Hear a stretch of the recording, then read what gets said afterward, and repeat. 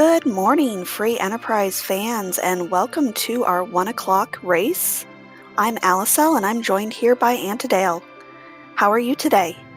I'm doing really well, and I'm really excited for this race. We have chocosura, who's at 2-0, going against starmanrandom, who's at 1-1. So there's a lot on the line for both runners. Starman looking to avoid the hook group and get into the magma group, which gives him a better opportunity in terms of just raw numbers of being able to get to the table. And Choco is looking just to go straight to the table.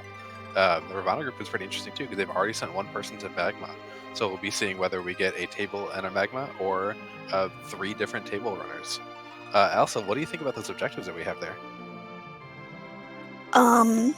Well, really, the first, the first two are pretty much open as soon as you get underground and earth access, whereas that Open the Troya Treasury does require a key item. Yeah, it's a key item our runners love to see too, and hopefully we'll get to place them early right that treasury.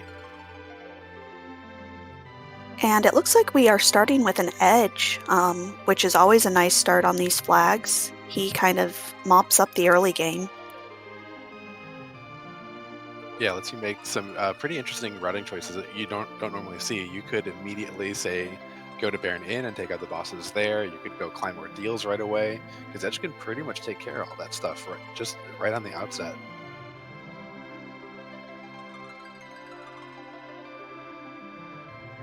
But it looks like our runners are about to be off in just a couple minutes. And do you want to kind of mention how we have 4 objectives, but only have to complete 3? Well, I think you just did all of the mentioning that's required there, but that is one of the new features of 4.1 that came out just a few months ago, where you can have a customizable amount of objectives that you're required to complete in order to win the prize. And in this case, as you said, Alcel, it is we have Forge the Legend Sword of the Adamant as one standard objective, and then we get 3 random ones.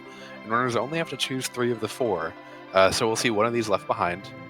Often it has been Forge, just because it requires 2 terminal key items that don't lead you to anything else, so it's a little bit more unlikely that you're going to complete that one. And especially with this race, I would expect to not see it, because as you said before, we just really we can complete Antlion right out the gate, and then we can also, as soon as we get underground and get some levels, do that King of the Town of the Monsters. And it looks like we are off. And we have both of our Edwards today, with Edge and with Edward. Yeah, and it is a royalty party too, with the King and Queen Evelyn sitting there in the wagon spot, handing out a twin harp. We'll see if our runners go ahead and do that fan favorite fairly early. I don't know if this is just confirmation bias or not, but I feel like a lot in community races, chocosura is known to kind of dive that twin harp because he knows a lot of people don't like it, and he's usually fast enough to make up some of that time difference. So he gets some pretty significant wins in community races from that. It's a little bit different here in these one-on-ones, though. Yep, you have to just figure out, do you have to gamble, or do you just need to be faster than your opponent? Yeah, and both of these runners are pretty fast runners. They're both very good. I don't like facing either of them, because I tend to lose to them. And we see a Sid on Starman's side, whereas we did see a Lunar Staff pick up here in the Antlion Cave. Yeah, that's the starting staff that Fuseya gets when you pick him up, and Fuseya is certainly not appearing in this tournament. But that's a good White Mage stat stick for whenever we pick up someone who can cast some hefty White Mage spells.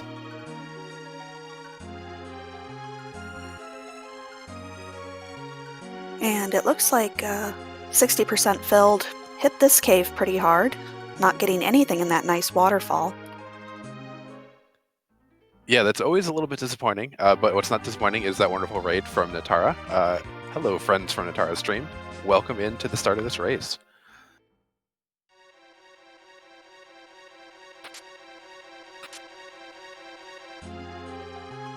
And Antidale, why is Starman checking all of these early chests? Well, we do have the random, or the T Wildish flag turned on, so the Watery Pass was kind of something no one ever went to before we had weighted chests. So we in the 4.0 version, we added T Wildish and T Pro to give different weights to places. And on Wildish, not only are things bumped up from T Pro, but that watery passage area is a very good loot, as you saw a cursed ring and a power robe out of those back four. So that can be some really, really good stuff.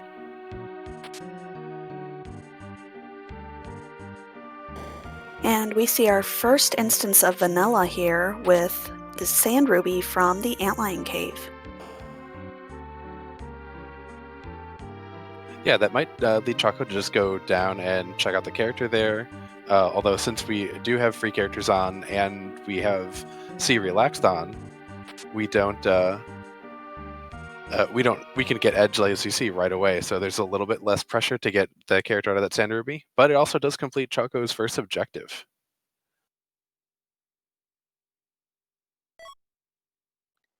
And Starman picking up a cane to go with his Sid that he picked up in the Watery Pass.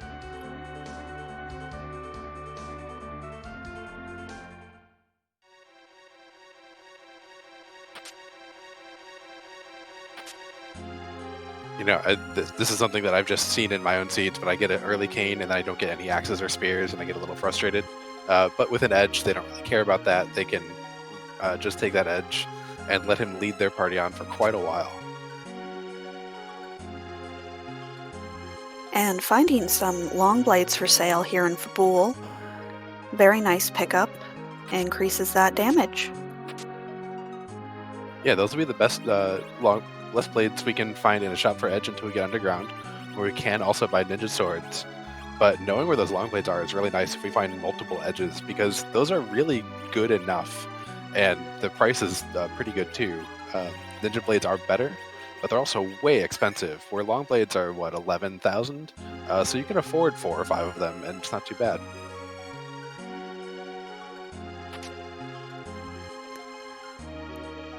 And we've got a Kenazo here at Fabul. Definitely a boss that you're happy to see early on versus in a moon spot. Yeah, that wave doing 4% of the total current HP that Kenazo has definitely is very rude later in the game. But here in this initial spot, especially with how fast Edge is to start, you're not really worried about it.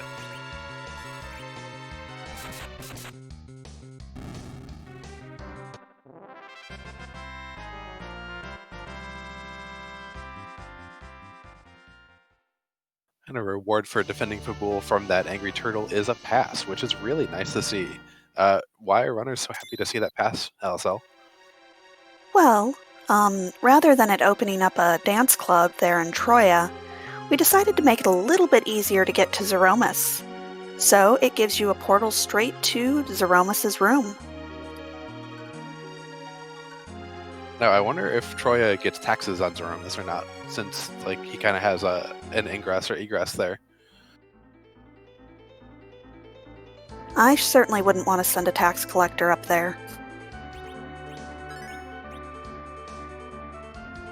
I wouldn't want to be the tax collector has to go there.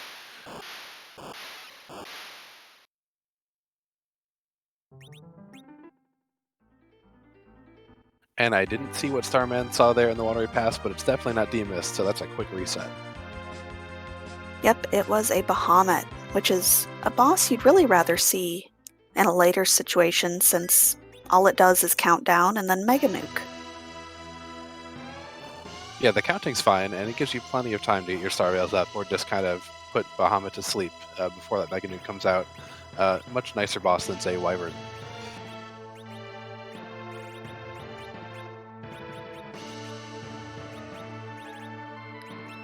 And we have found a Palom up here on Mount Ordeals. A very nice pickup. Kind of opens up some magic offerings. And I think that's our first Black Mage of the Seed. So one important thing with the group flags is that we do have the Warp Glitch turned on. So you really are looking for a Black Mage so that you can kind of go through Dwarf Castle and make sure that you can get the Luca key or the sealed cave item without actually having to travel all the way through the sealed cave and to get the Luca key at all. Very true. You never have to do that walk of shame through the sealed cave to pick up the key item.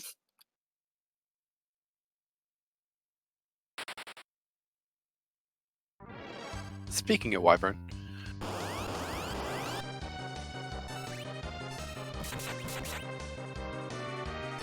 And Chocosura managing to get that eddy hidden and that Starveil up on edge and takes out this Wyvern with no problems. yeah, and that does mean that Chocosura, knowing that the only places left that he can find progression still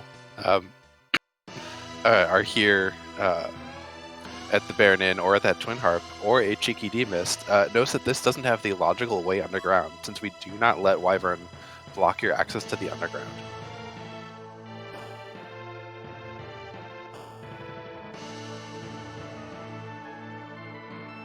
And we've got some orbs here in the back attack spot. Again, not hard, just very annoying.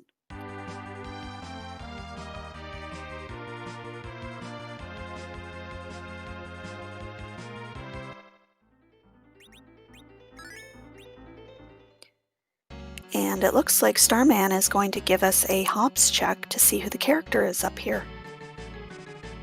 Yeah, overall I like this play just as a D-Mist check. I've seen a couple of D-Mists up here in practices, and hey, there's another edge. That'll be useful.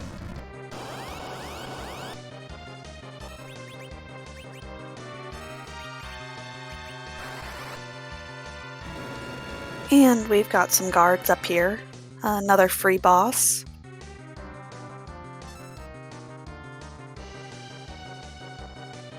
And Choco making good use of that shuriken in the inventory, using that to dart and take out the CPU a little bit faster. Definitely a good heads-up play, since I know I normally sell those, but it's nice to keep them around a little bit in the overworld because they just do a little bit more damage than Edge is capable of directly off of his attacks.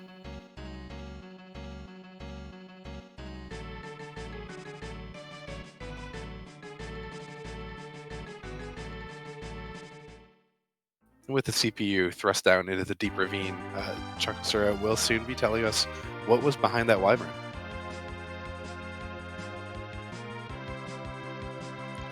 Meanwhile, Starman seems to be heading up towards the Baron Inn.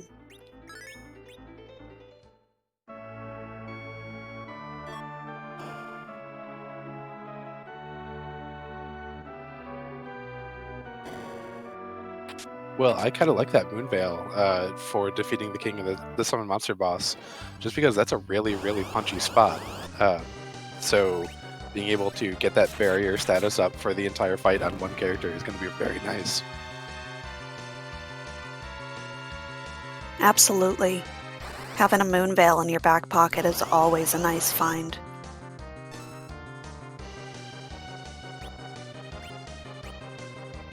And Starman finding Golbez hanging out in the Baron Inn.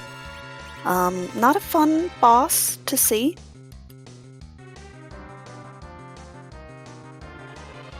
Nope, this is a nice slow spot, so we do know like those edges should be able to get Starveils up. Runners are going to run out of Starveils though pretty soon, just for all the amount of the early game Starveil required bosses we've seen. And also, Golbez is another one of those bosses that we don't allow to block logical access to the underground. So even if there is a hook here or a magma key, then we would know that our logical progress is behind that Twin Harp. Or as Chad is calling out, a rude D-Mist at Magus Sisters. I'd say that our wonderful restreamer Demarine wouldn't give our runner something that rude, but that'd be wrong. She totally would.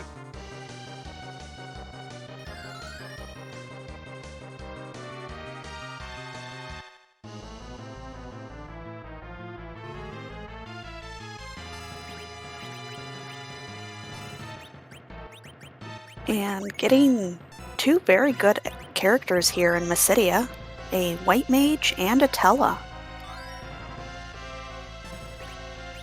Yeah, depending on how Choco feels, especially if and when he goes to Baron Inn, it would be interesting to see who Choco decides to keep and who to get rid of.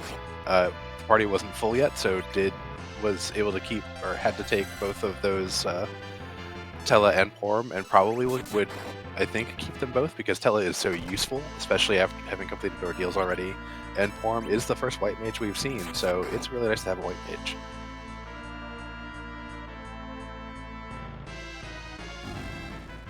Ellen does find Ether 2s for sale here in Mysidia and picks up a couple.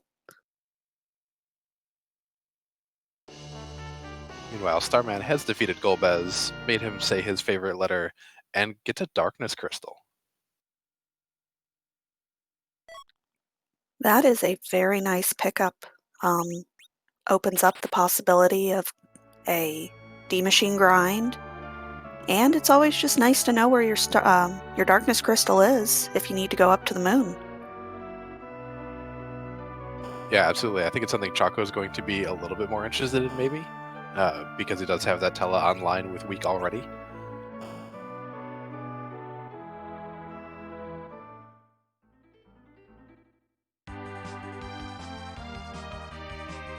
I wonder if Starman had faded ordeals because he didn't have a Cecil or a Tella, so no compelling reason to really go up there before Baron in.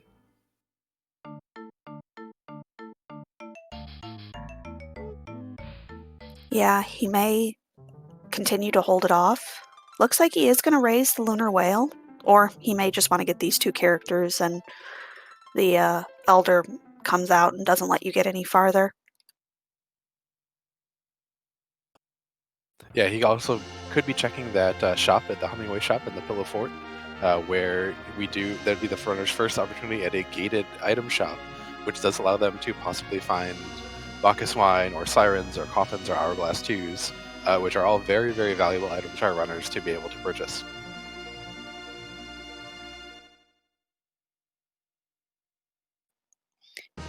Yes, it's great to see hourglass 2s back in the shop pool.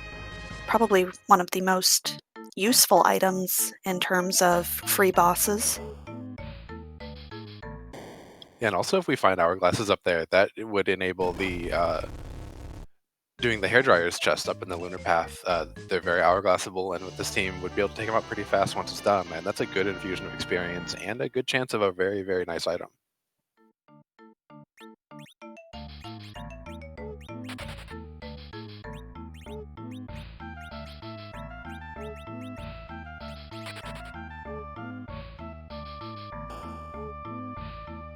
And Starman, not wanting two edges, goes ahead and holds onto that Rydia and gets rid of that second edge for that Porum.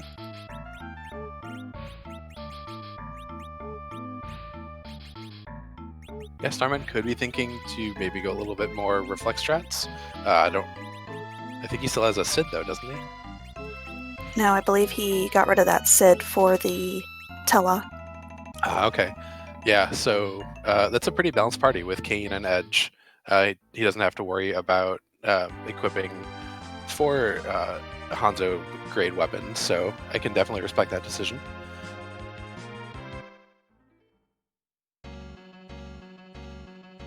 It'd be interesting to see what he does with the Quake kit up here, to see if maybe Starman is thinking about doing an early D machine grind.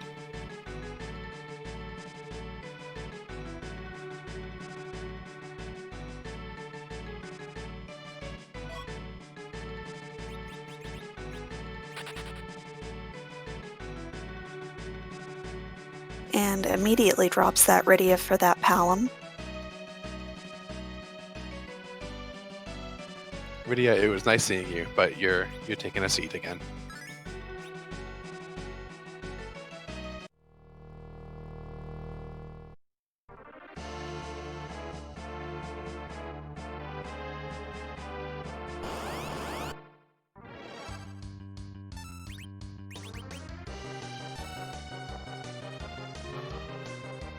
But we see Starman getting that Star Veil off, so not really going to worry too much about this Wyvern.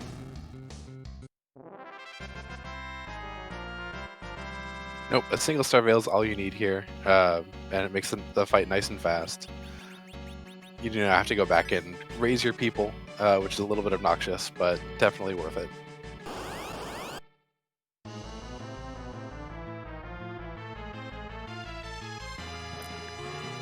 And chocosura giving us the Kaipo bed check, only a yang, which with all the other characters we have, really not worth it. Not really, especially if you don't intend to do a very early D machine, but since we haven't seen any really good Kane weapons, I don't think, and if I'm tempted to D machine, I'm really tempted to pick up that Yang. Since really he only needs levels, and his claws don't add that much to his effectiveness. And Starman gambling and not raising his party before taking on this fight finds the CPU and also throws that shuriken.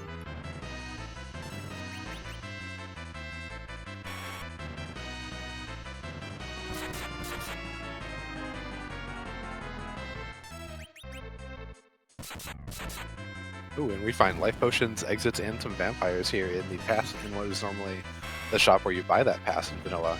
And Chocosura does pick up a good stack of life potions. You go through a bunch of them, even though we give you a starter kit that has about 10, and also finds a mute knife and a dwarf axe. I'm a little surprised at not buying the mute knife.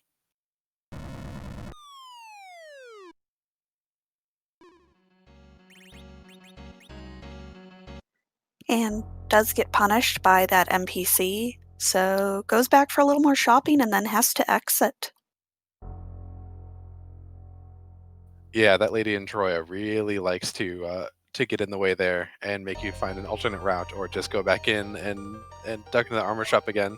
Maybe she's getting a commission from the armor shop.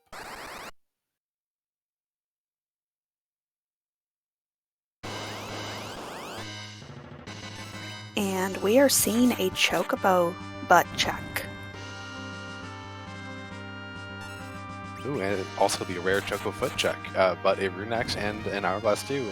A pretty nice find. That rune axe will give Kane something to swing if Choco kept a Kane, and that something to swing also includes mage type effectiveness. So that's really nice to have. And Choco also giving us music before he decides if he wants to do that D-money grind.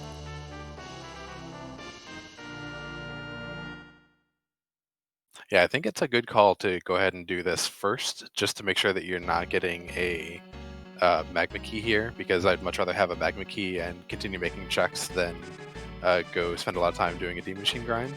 Um, but we'll see what happens too with the rest of the seed.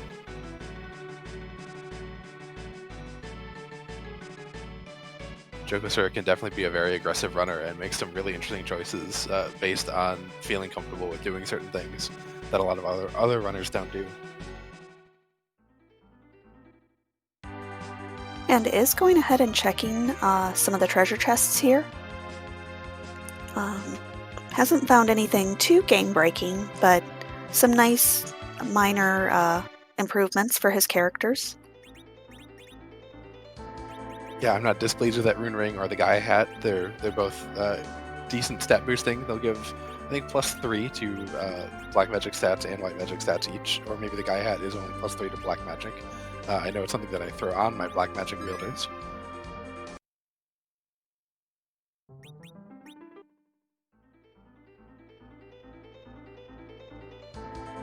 Meanwhile, Starman looks to be getting ready for this D-machine grind.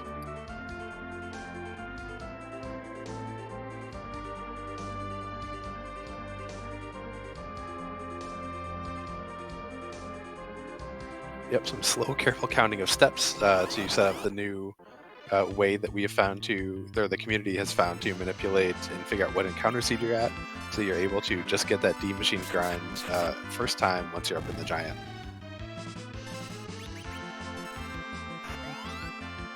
And Dia in chat asking if Starman found life potions. I don't think so, since they were in the Troya shops, I believe, right? That is true. But we are going to be quiet for just a couple minutes to hear what Edward has to play for us today.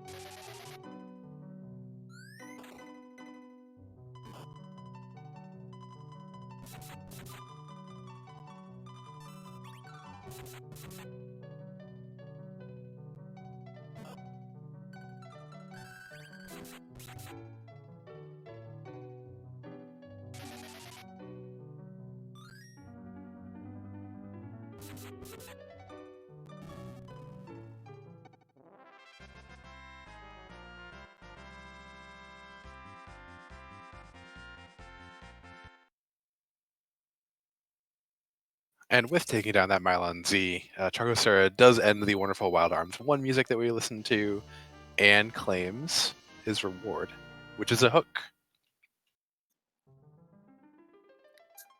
So with that hook, do you go ahead and do your D machine grind, or do you check and see what's blocking your way?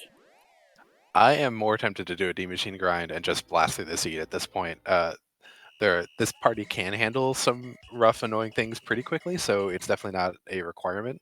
But if I'm feeling comfortable with my party composition, I'm way more tempted to just say, "Yep, let's get levels. Let's just go do this."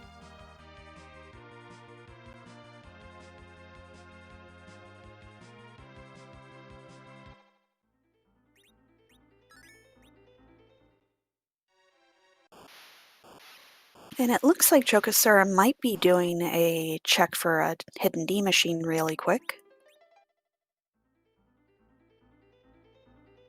Yeah, it's entirely reasonable to just hope a little bit more for Magma Key.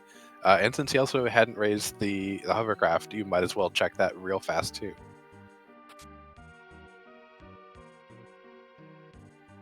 And Starman seems to have found the correct encounter for his D machine grind. Just got to take down these beamers before you can start.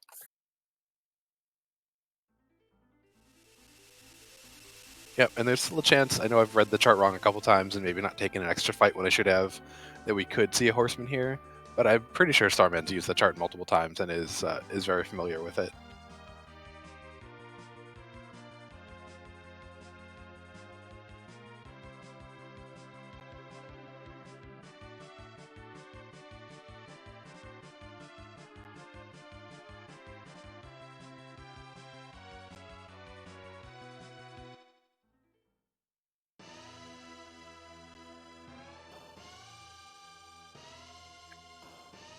And after moving his hovercraft, looks like we are going to sell lots of things here in Fabul, and just sell that Rune Axe.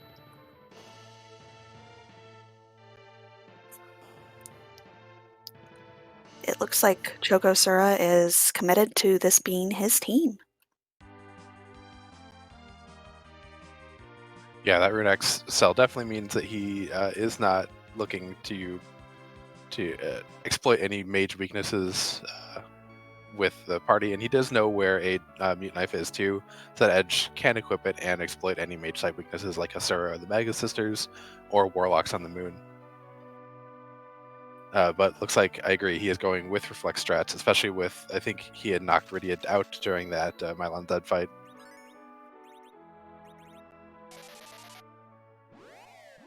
And Starman is knocking some of his characters out too, to just try and simplify the agility and make sure that nobody does any jumping of turns. Those small children are pretty slow and can really make your turn order be not quite as deterministic as you'd like in this fight. So he's just making this go a little bit smoother by having the kids take a nap for a little bit.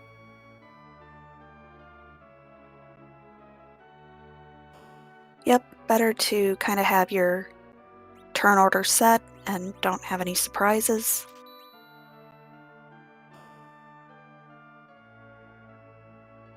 And also with only 3 characters up, that means Tella's Cure 3 will go a little bit longer in case he wants to use Tella's spells to heal up the party in between D machines as the flame comes out and will knock out 20% of their total HP each time it happens.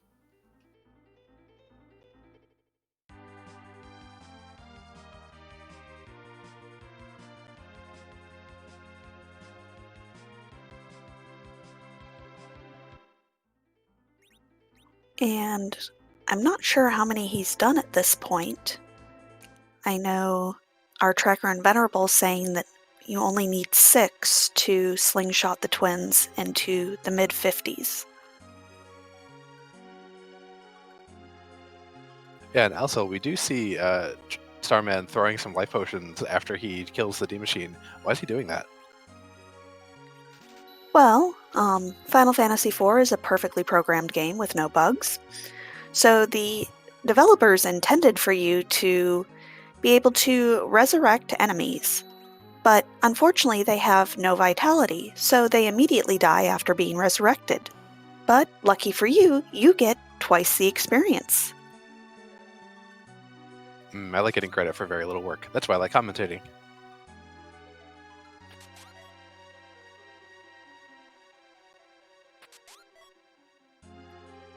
But we do see chocosura heading down the hook route, not going for that D-machine grind yet.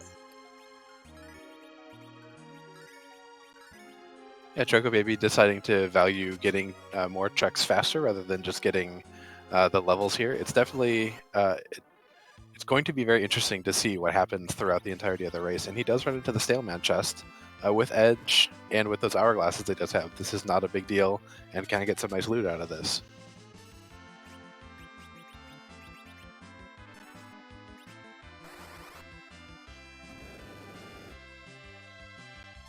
And he did bring up his Rydia back to life, which always nice to have more characters to get hit by punches when you're trying to get an hourglass off.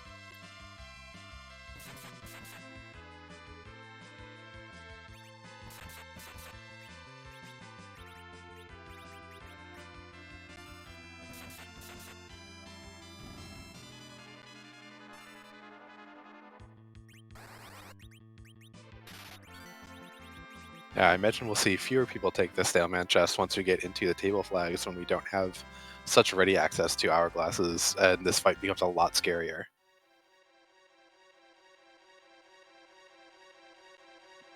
But And only...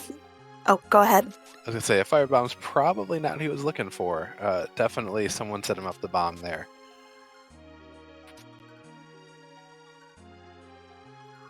Always very disappointing when you don't find anything of value in a trap chest.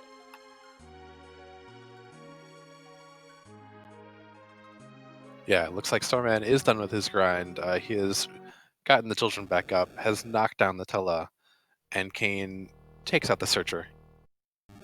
And a cool 605,000 experience points. That's a lot. And we do see a very interesting sight on Chocosura's side with, that would be the Kaipo guards in the Rubicante spot. Yeah, so that's a free fight. Chocosura will be able to get through that one very easily with all the utility of Tella and just the fact that those guards won't hit that hard, and he does have an hourglass too. So he has a lot of ways through that. Also, those Medusa arrows would help out in that fight too, especially with the hourglass. Starman still clicking through all of the level ups. Does get Nuke on Palom, does get White on Porum. They are good to go in the mid 50s. Definitely happy sight to see for Starman.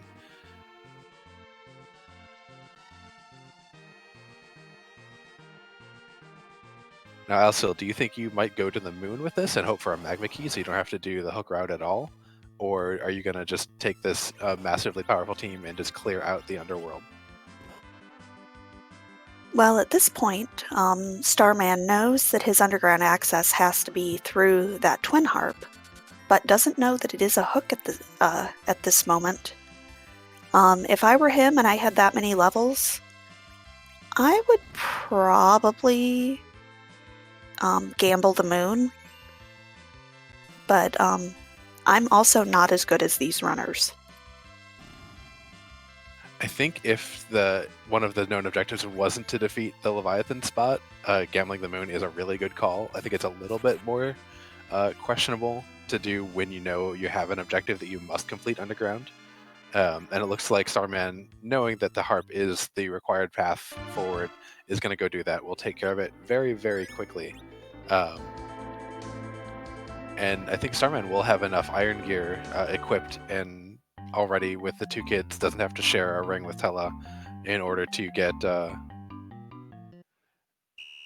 in order to not have to sit through a little bit of a cutscene as the Dark Elf casts. He'll just immediately get the Perished, which is a little bit of a nice time save that chocosura wasn't able to get. And on chocosura's side, we seem to be crying and sneaking. What's this all about? So it was found at some point that the cry ability targets a variable in enemies that was probably supposed to be like a morale component, where they would run away at some point. That component was never finished in the game, but it does also target the same variable for enemies that affects Edge's sneak chances. So one of those weird fun interactions that happens when you randomize things, since Edge and Form were never intended to be in the party at the same time. So this would never happen, possibly in vanilla. But with the, I think it was 4.0 when we got the J tables turned back on, where we can sneak the J drop tables, the Japanese items from the original Final Fantasy IV. We can get Bacchus wines here from the Mad Ogres because they just have crates and crates of wine that they're lugging around.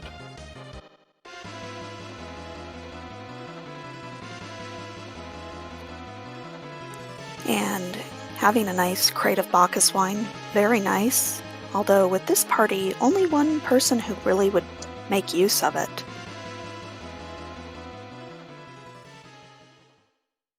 Starman picks up a nice Artemis bow from that chest while Edward makes his way to the harp, and we will allow you to get a little bit of reprise of that Wild Arms 1 theme.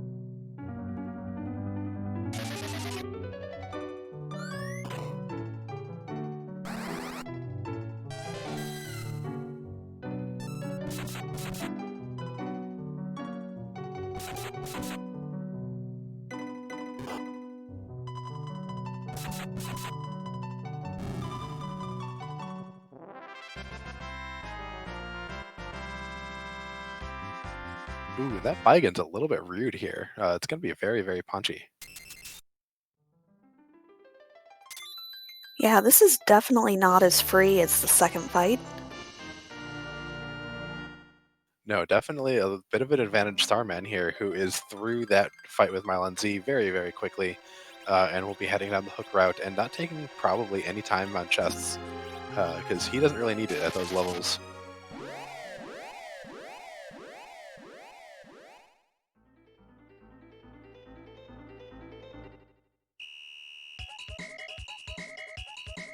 And Dia in chat pointing out that it might not be a bad plan to pop that moon veil.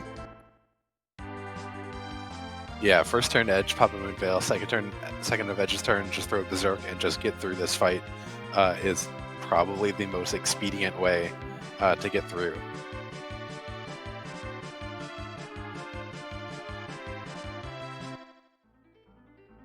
Instead, decides to save it a little bit, gets the illusion off, which will give time for Tella to hopefully blink somebody else. Unfortunately, that bored AI coming straight for that old man.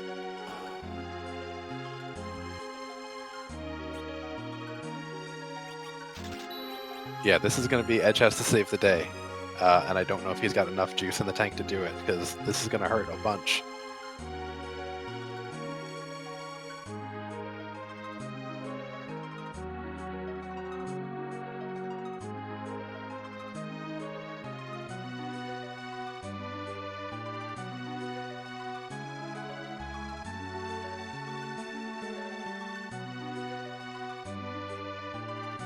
And does unfortunately take another wipe.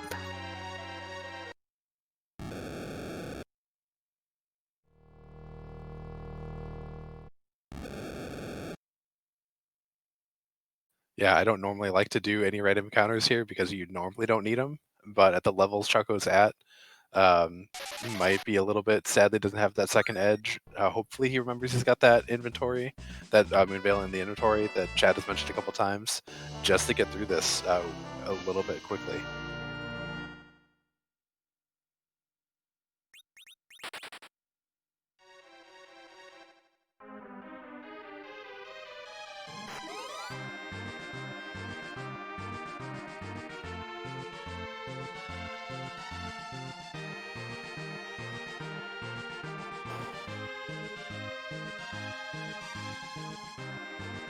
And looks like he is gonna go ahead and give the Blink and Bacchus a try again.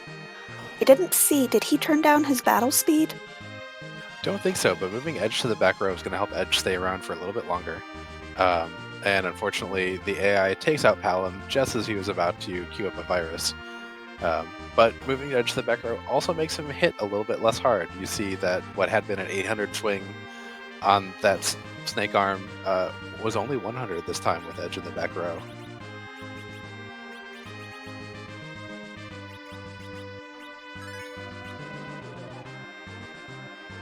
Unfortunately, with moving those kids to the front, nobody's surviving those hits.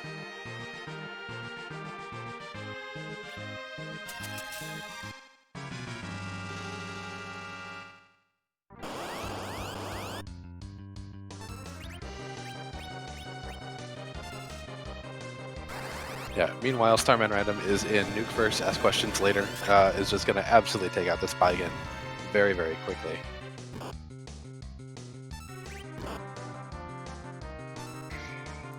Yeah, has no desire to go through a battle of attrition with him. Yeah, and Starman's going to win that battle anyway with all that HP total. Has more total HP than Baigen does here, so is going to be in very, very good order. Edge is still hanging on just a little bit here for Choco. I don't know how much he's actually gotten hits on the body, but that last hit on Edge sends Choco back to the save point one more time.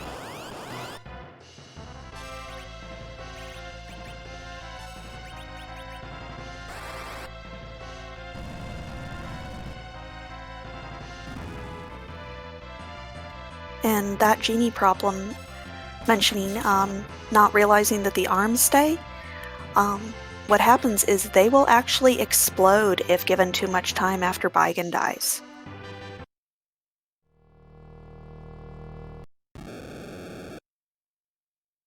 Yeah, they might have one more turn of attacks and then queue up the explode. They definitely don't hang around for very long. Meanwhile, Starman with all those levels nukes Baigen, takes out, then quakes away the soldiers, and the officer, seeing the massive power deployed against him, turns tail and runs away.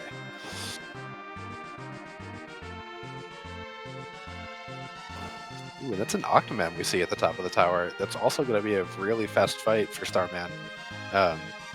Nuke and Lit 3 are going to do a whole heck of a lot of damage to there. Palom's not going to be able to chip in on any direct damage, though, because Octomam does absorb Holy Spells cast at her.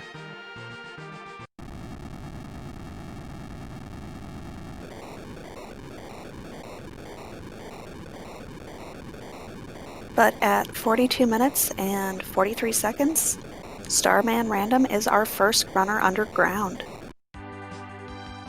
Yeah, definitely huge advantage Starman at this point. I think the game, there's still a lot to play, but he's definitely taken a commanding lead, I think, for getting to the underground and having Z levels already.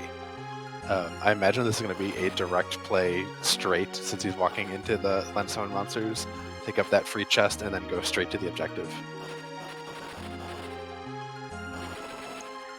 And this is always a really good play. If you've got a chance to do your objectives, it's always a good idea.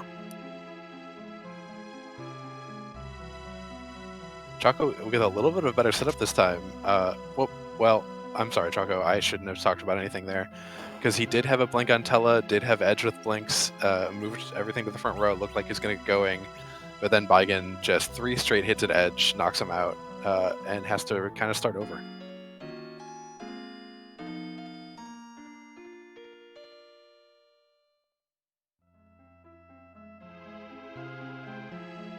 As Demarine, our restreamer, points out, Starman did find some sirens that he does not need and does not care about here in the item shop in the Land of Summon Monsters. Gonna do a little bit of armor shopping too, maybe some weapon shopping. Probably wouldn't hate to see like a charm rod here.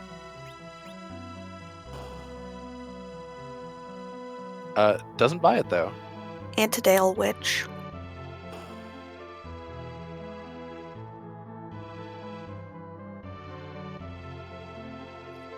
But we do see chocosura backtracking out of the Tower of Babel. Yeah, that's a little painful for Choco. Knows he needs some more levels since he seems to want to keep that Star Veil around for possibly a Rude Leviathan spot. Unfortunately, the particular Rude Leviathan boss we have does not care for your Star Veils at all, or Moon Veils at all. We've got Pain Man, who is going to 100% live up to his name, dishing out, I think it was 1100 to 1300 per swing there. So Starman, very, very pleased that he has picked up all those levels and all that HP. Porum is going to help out a lot with a very fast Cure 4.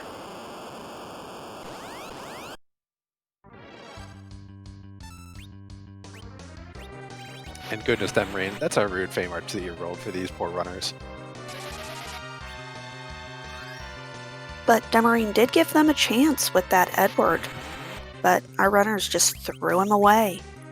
That's true. Asuka's best boy could have just absolutely cleaned this up.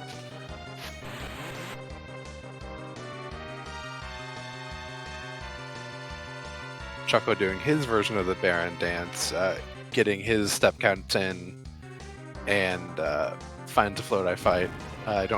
Wasn't counting exactly what step it is, but he's going to do his D-Money grind. But unfortunately, it's about 10 minutes or so behind the time Starman started his, maybe even a little bit more. So that's just a lot of time Choco unfortunately spent. And Painman gets you a replacement Moonveil, had you been able to use one against him anyway. That's exceedingly rude. Thanks, I love it. As someone who's not running this race.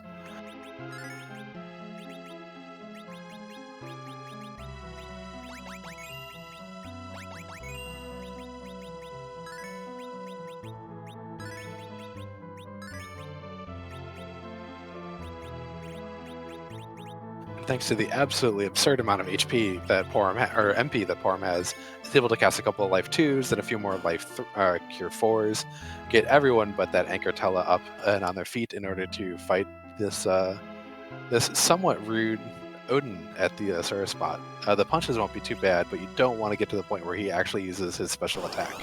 That's going to be real bad.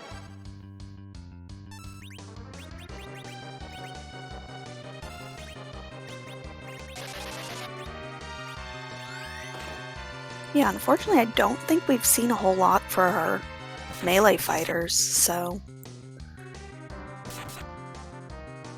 No, I think we've just seen a couple of longswords and a rune axe, but Kane just swinging that spear for 400 points of damage. You go, Kane.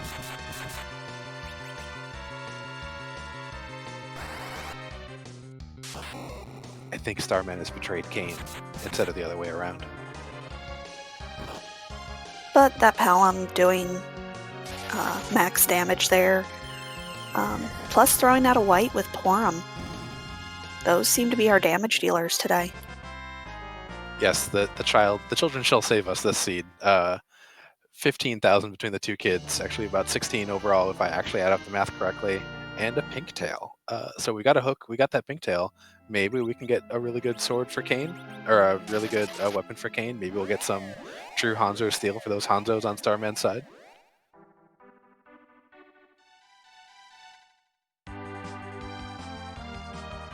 Meanwhile, Choco has finished his grind preparation, has done all the required fights, and then goes to the moon. Probably just do a quick shop check, maybe see if there's a character up here that he'd like to pick up instead of someone in his party.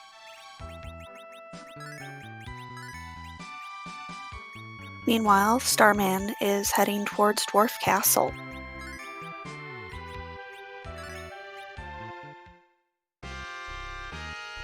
Yeah, I think Starman is absolutely trying to leverage his levels and get through all of these multi-checks as fast as possible, since he cleared Fame March all in one go very, very quickly.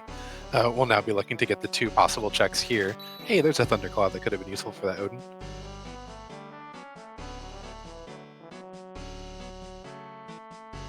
Does pick one up just in case. I think the only boss left that would have a weakness would be Leviathan. Well, and also that Octomam at the top of the tower that we know about. Oh yeah, I forgot that she's vulnerable to lightning. Yep, she is not fond of it. And let's see what Lunar Sparkle we have here. We've seen D-Lunars and Wyvern already, I believe. And maybe Pale Dim too, I think. So this is going to be not terribly scary. Oh yeah, not scary at all.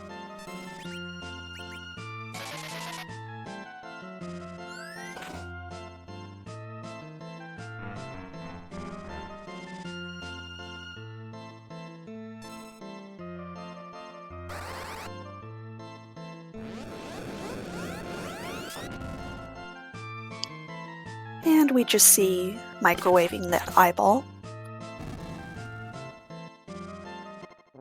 And then Edge pokes it with a sword, and Plague is gone.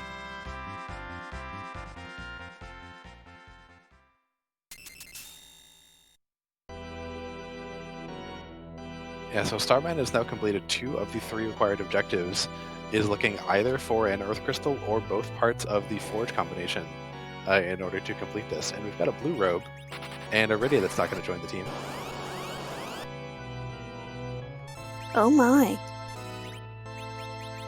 Hey, it's a gauntlet.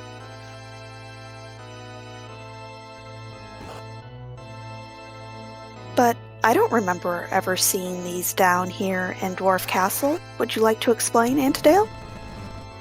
Well, we decided to grunge this up a little bit and give you an alternative gauntlet. Just playing all the best hits from the 90s, finding all the random monster encounters from the surrounding areas, and giving you just a lot of things that you forgot existed in this game at all if you've been playing the randomizer and not vanilla. It's a lot of fun to see these 5 different fights that are always drawn from the surrounding area. Each gauntlet spot has its own unique set of the 5, even though they're all from roughly the area. One of the things that's a little bit strange until you think about the levels is that the Odin spot draws from the Fame Arch bosses, or from the same pool as the Fame Arch bosses, rather than stuff from the surrounding barren area. And it's very nice to give some love to these very rarely seen monsters. And in some spaces, this gauntlet can be very, very rude.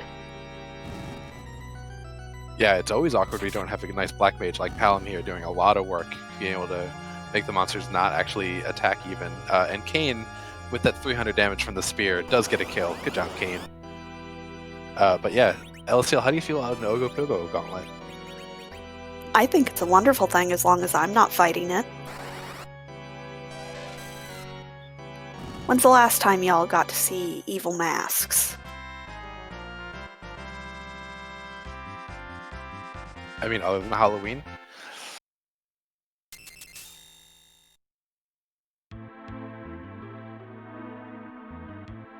But with some nice spells from that Palom, Starman is very quickly through that gauntlet and will get to pick up his 2 key items.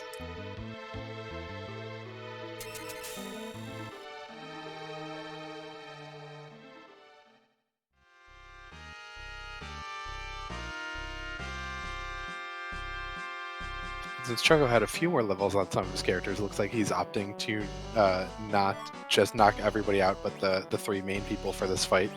Um, and that's a defense sword for Starman. That's Kane's best weapon until he's in the level 60s or so. So I don't hate that pickup for Starman there. I'm sure he's pretty happy to have Kane with a good weapon. And a rat tail, so we have our tail collection complete.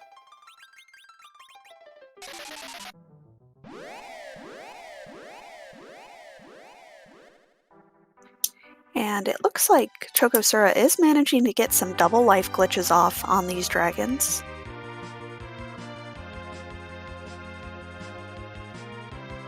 Yeah, that can be a really good way to conserve your ether supply, maybe, or just to speed up the amount of times you have to run this cycle. I really like it when I have like a medium level Rosa who maybe has Cure 3, so she can help with the curing a little bit, since you do tend to take a couple extra flames, so you have to heal up a little bit more often. But if you have a limited magic supply for your Tella, it's definitely a good way to make this fight go a little bit faster. And it looks like we are joined by Moonblaze Wolf and his raid. Thank you so much and welcome.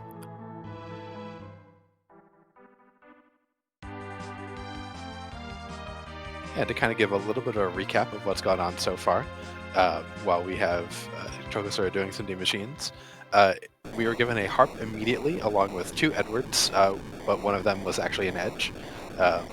And then both runners proceeded to totally ignore that harp for the entirety of the rest of the Earth. And it ended up being the hook.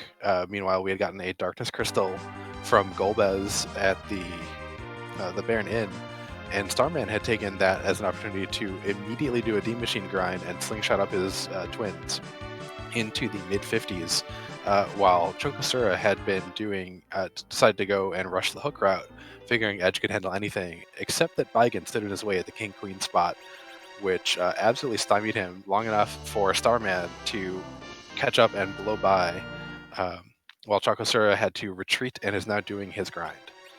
So one decision was really huge, probably a 20-plus minute swing.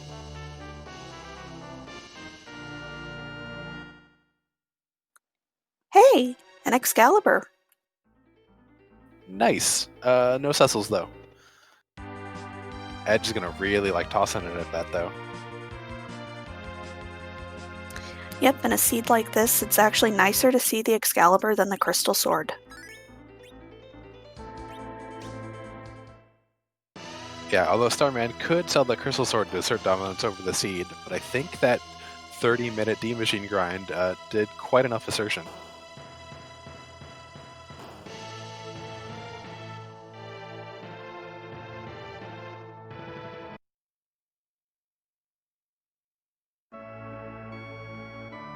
But we'll see what Sheila 1 is holding today.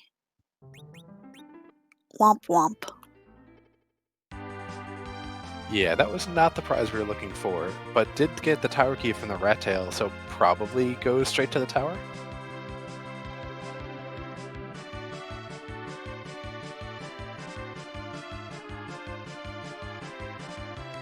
Yep, I would expect to see Starman probably finishing off all of Earth before heading up to the moon.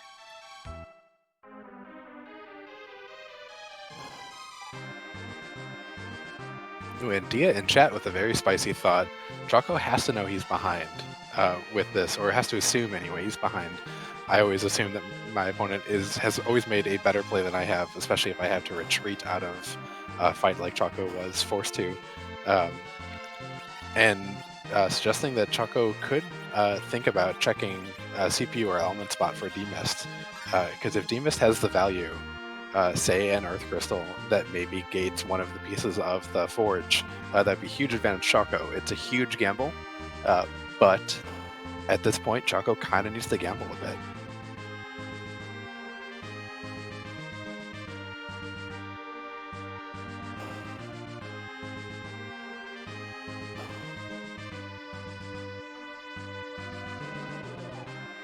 But while Starman Random is heading up the Tower of Babel and Chocosura is finishing up his grind, I'd like to give a great shout out to our behind the scenes crew. Demarine on Restream, and Invenerable on Tracking.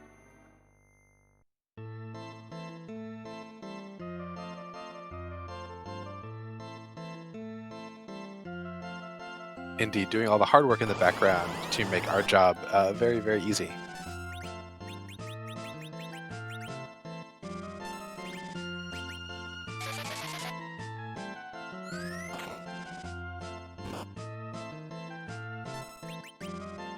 But I expect we're going to see some fried calamari here.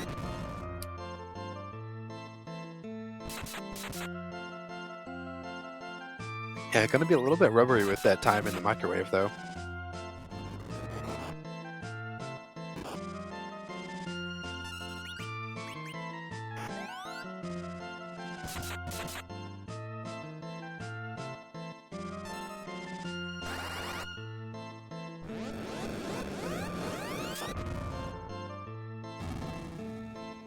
Meanwhile, chocosura still working on his grind.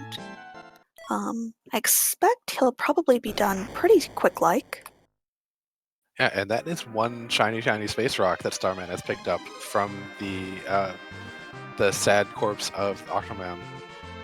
So Starman now has two different ways to get Go Mode. He needs either the Legend Sword or the Earth Crystal. And probably wants to find them on Earth rather than having to go up to the moon, go back to Earth, and then go to Zeromus. Yeah, probably does, but does have that pass in the back pocket, so it's not quite so bad. And chocosura is done with that grind. Gets a solid 800,000 experience. Not quite the slingshot on Pelham because he is already too high, but should get most, if not all, the spells there. And I think that's a little bit of vanilla there in the tower room. Yep, we see some vanilla dark imps. Palin making them quake in their boots and disappear very, very quickly.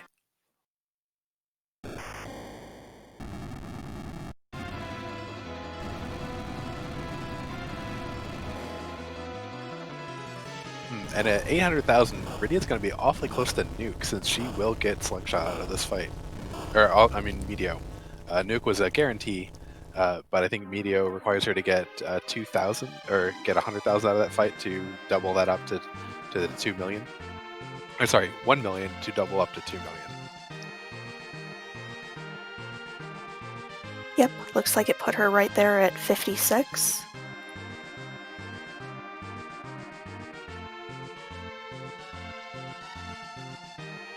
You know, it looks like Palom is one level short at 51.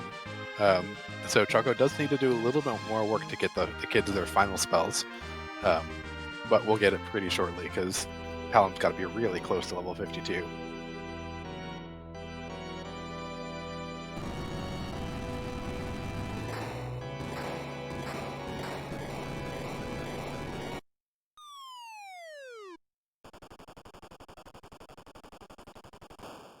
And Starman Random looks like he is finished with the tower and picks up a power shirt.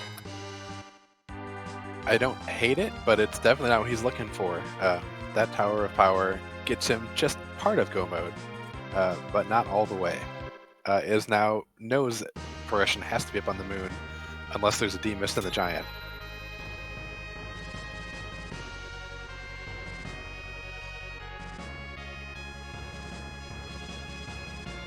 And of course, now Starman's faced with one of those questions that I never know how to answer and sometimes choose randomly of, do I go top down, do I check value cave, or do I go bottom up?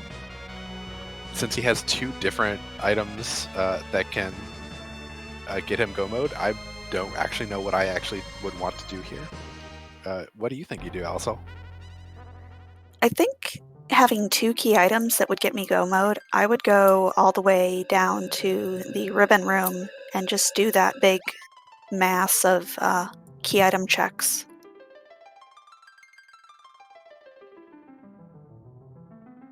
Yeah, I think if you feel like you're ahead, that's probably the play I make too, because that's 4 key item checks that are all pretty close together. two in the Ribbon Room, and then one in the White Spear Altar and one at the Marsame. And we've got a Moon Bard playing us the greatest lunar hits. He's probably going to go get to the bench, though.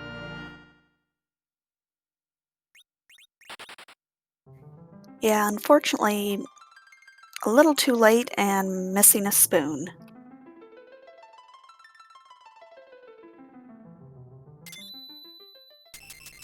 Brian the Saint asking if Choco checked CPU. He did not. I don't think he even checked the Elements fight.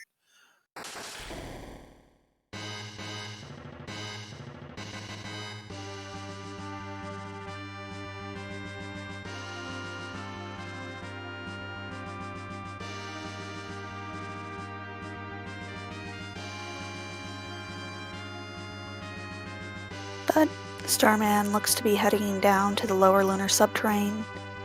Probably going to take out all of those key item checks all in a row. Yep. Meanwhile, chocosura going to get a lot of revenge on this Baigen very, very quickly.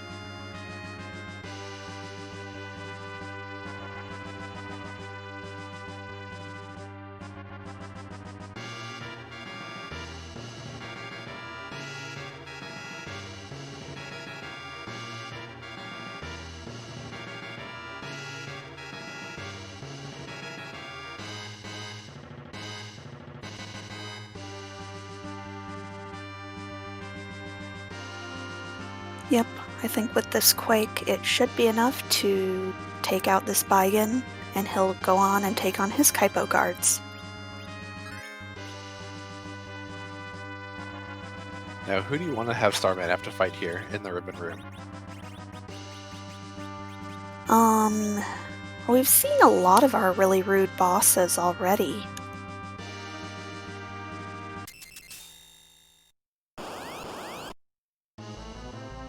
Maybe Ogopogo? Or that. Yeah, Val's not a bad option here. Good thing Kane and Edge are there in order to provide all of the muscly punching necessary to get through this spot. I don't remember if this is one that you can nuke through, but I don't think it is. Nope. All spots on the moon are unnukable.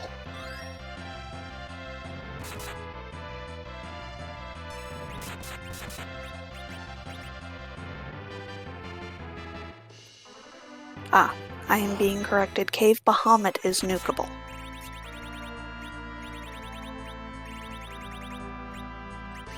And chocosura getting a nice kill on the officer is going to get the full XP there, as he is a little bit short of an XP for final levels on all of his kids. So a good heads up play, just that you got a little bit more XP, so you have to do a little bit less grinding or fighting things later, hopefully.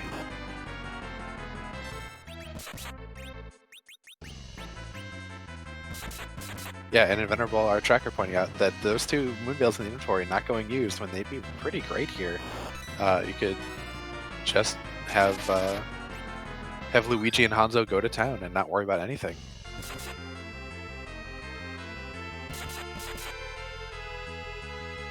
And if this is required here, chocosura is going to have a little bit more trouble, as he does not have that cane.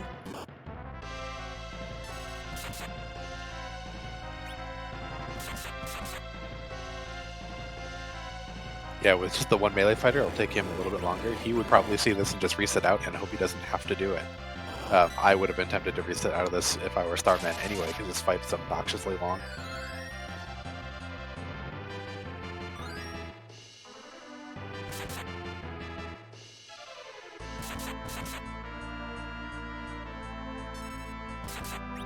But chocosura has made it underground.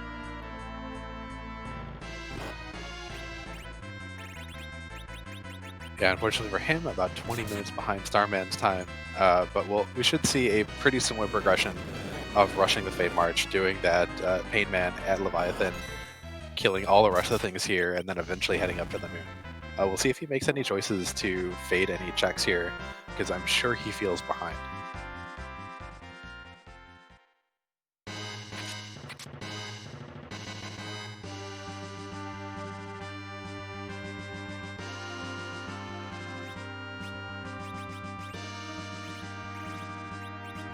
Well, that's a Baron key, which isn't direct progression, but does get you 2 other key item checks that you could bank. I don't think I gamble on that at this point. No, I'd wait until at least have a pan as well.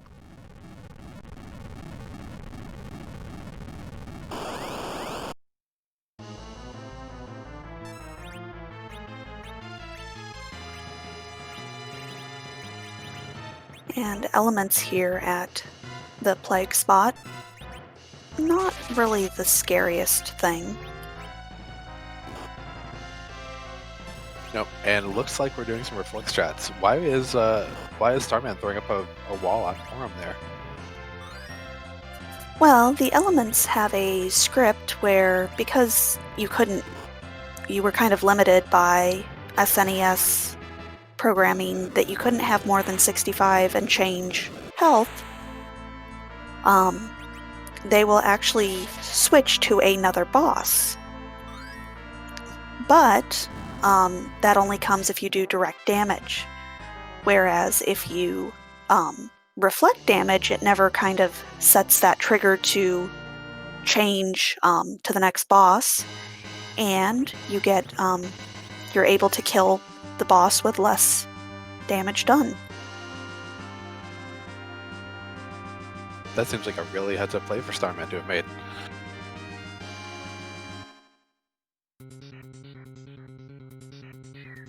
But only getting a crystal ring for his troubles.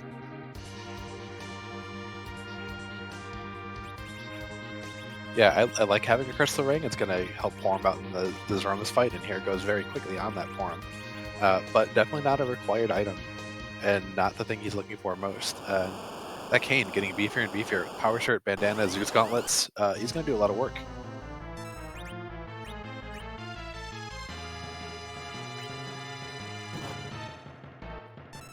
And we see Antlion here, who is going to be exceedingly rude.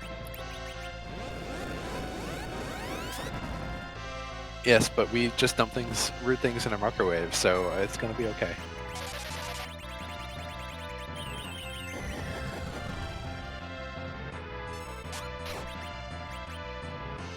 And then we also hurl the utensil drawer at him, too.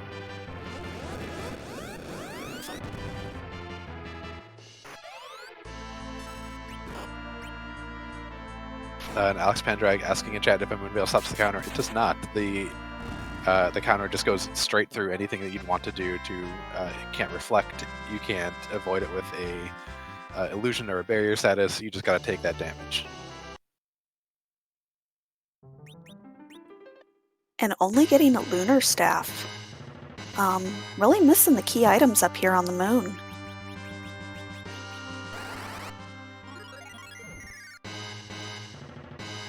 Yeah, and a good reset. He had thrown that Excalibur, so good way to get that back. Not have to worry about it. You don't need a second lunar staff. Forum's already got one. You only got one Forum. That math is done.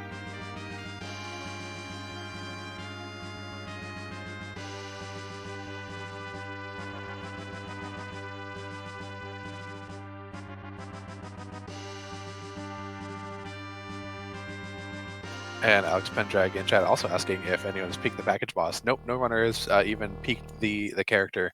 They did not care in the slightest what was in that package. They know it's just a bomb for Mysidia and don't want to go through it.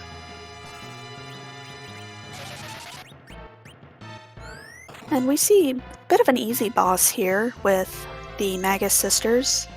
They're going to hit very, very hard, but their magic attack is going to be piddly. Yep, definitely not a spot that I'm sad to see them here.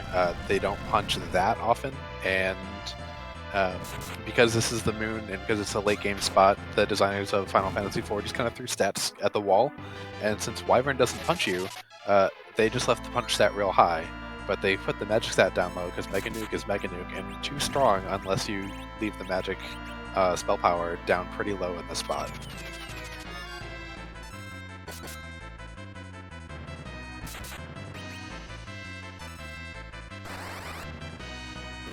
Oh baby, we've got a spicy pal in there who has decided to fire 3 Porum. Poor Porum. Well, it's better than medioing your whole party. It's true. That would have been much funnier and much sadder all at the same time.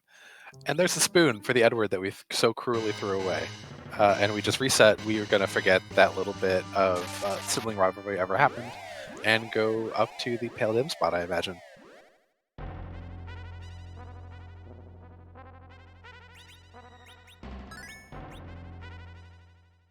Dishmu, that's not entirely correct because Dishmu in chat had been saying that D-Mist can have Baron Key, so most can get is one key item. If the Earth Crystal gates the Legend Sword, D-Mist could be progression for both.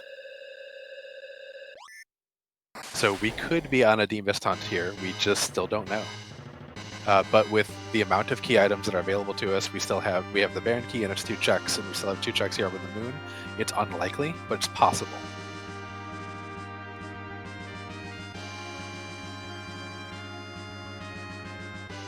Yeah, and as Morpheus points out, it could be gating the pan, which could then gate something else. It would be great. I'd love it. That would be really great. Great for the Starman here is the dolls here. This is going to be 1 Quake and done, I believe. Meanwhile, chocosura going through that all gauntlet fight looks like it's just going to burn it all down.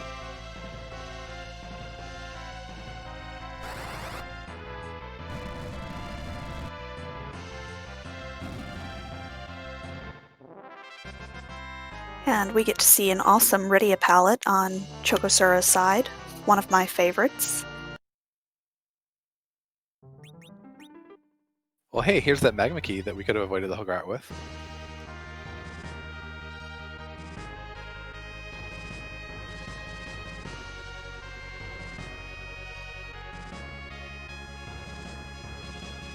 That would have been a real spicy play to come up here with a couple hourglasses you picked up in Evelyn, maybe do the hairdryer's trap chest, get your Palom up to Quake, and do that fight way earlier.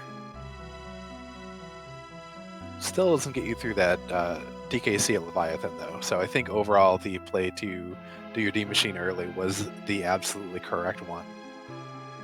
Definitely. But Starman going to show us who's here at Cave Value. And it is a Lunar Sparkle. Yeah, I think Chad is correct, and this has to be Ogopogo. Ooh, and I like to see chocosura switch up those elements, flooding those Black Lizzes out of here. Gets through that entire all-gauntlet fight. We'll be picking up their 2 key items here from the Dwarf Castle and the Warp. I guess it's Pale Dim. I must have gotten confused with who was in the first spot of Baron with a different race. Well, I think we've had, what did we say, 71 races, so they all start to run together after a while. Yeah, I think it was, this is 71 restreamed races before today. Or no, 71 altogether, including today. We have had a very nice number of them prior to the 2 that we have run today so far.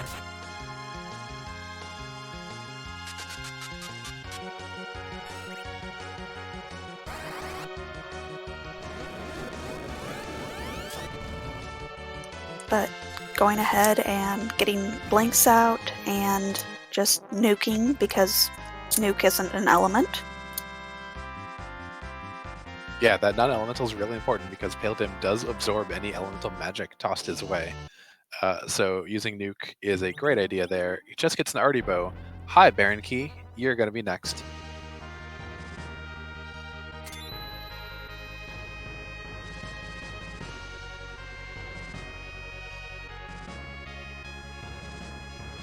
This has definitely been an exceedingly rude key item seed. But also, Starman having fully cleared all of the underground and all of the moon, and it's not even 120 into the seed. Holy cow, D machine early.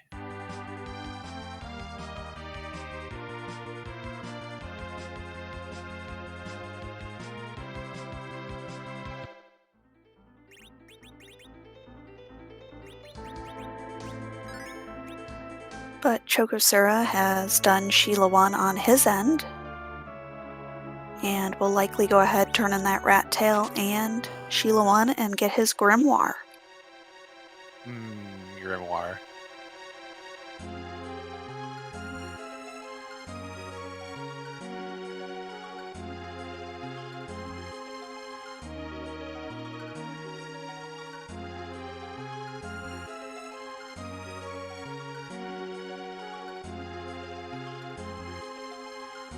And as Alec Pendrag points out, by finishing Moon, you know that you do not have to go back, which is always nice.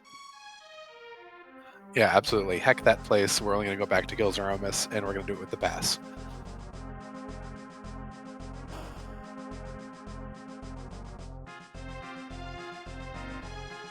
So we've got 3 bosses here, and we've got 2 key item spots, and we know this first one is the King Queen Evelyn. So we've got some ability for Demist here, but how much does the seed absolutely rock to compensate if we have to find Demist?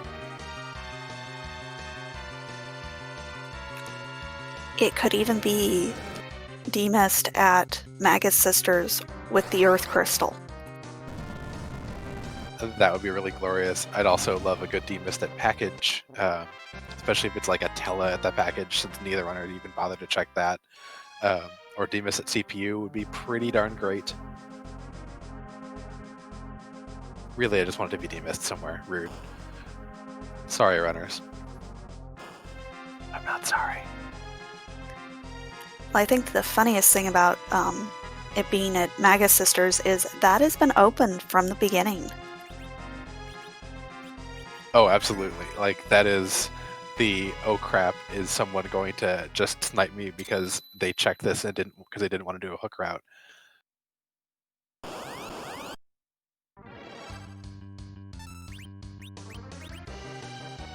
Chocosura picks up his very fine Excalibur to throw at things, and that's an Ogopogo there, Leviathan.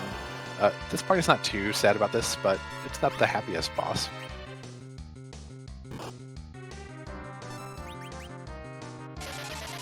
Well, and I don't know that that Starman had completely cured up his team, so thankfully everyone is still alive. Yep, and Starman gets a 3rd eat of the Excalibur since he continues to be able to reset out of stuff that did not matter. That's going to be the last one, though, because I don't think you are going to reset out of this no matter what it is. Just because he hasn't completed all of Liberating Baron, so we'll walk up and do the throne. That's just a lot of walking and resetting if you decide to reset out of this.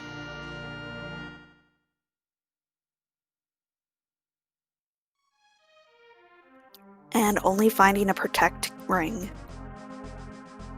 Again, happy to have good Zeromus gear for my kids, but yeah, not happy to have thrown an Excalibur for a Protect ring.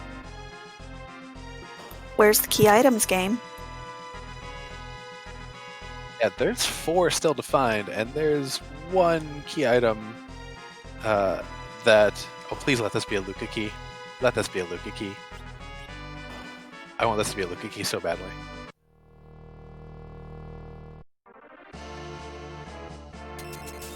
Well, unless it's Hidden Demist, this has to be something that gives us progression. Yes, and I want progression to be Luca key because it's Demist at Sealed Cave. That's my new hope and desire for this seed. I'm sorry to be so fickle in what I want, but that would be really glorious. Well, when these runners are all finished, they'll come for you. Yeah, that's fine. I accept all challengers on this one because that'd be just amazing. But Starman now in the real fight here against Dr. Ulige, real fight's gonna get a cold and walk away. Yeah, unfortunately, no dinga poison walk today.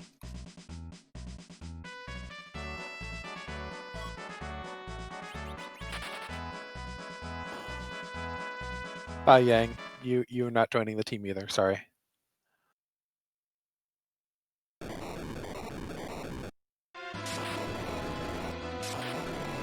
Choco has climbed Lower Babel and is fighting this Octoman. I didn't see whether Choco had bothered to buy any Thunderclaw. There's definitely not one equipped, so this is just going to be edge swinging. The team getting a little bit cured because I guess Choco had taken some decent damage, and then we'll probably see a couple of nukes come out.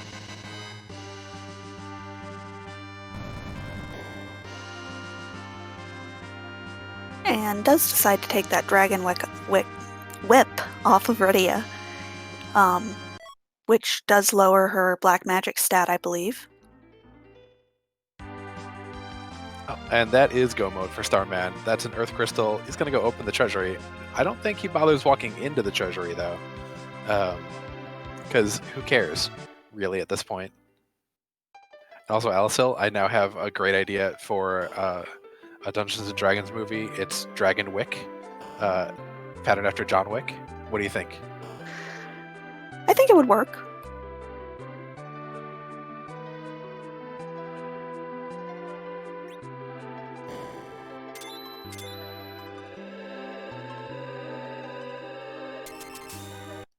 And with that, all 3 objectives are complete, and Starman Random has gotten his crystal.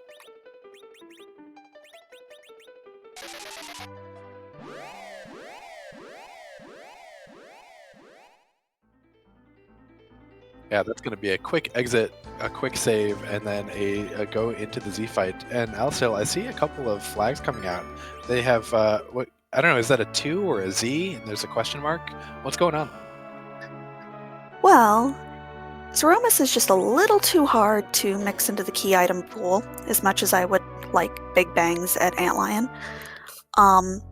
So we have to leave him where he is, but we don't want him to miss out on all this randomization. So we like to fab him up and make him pretty.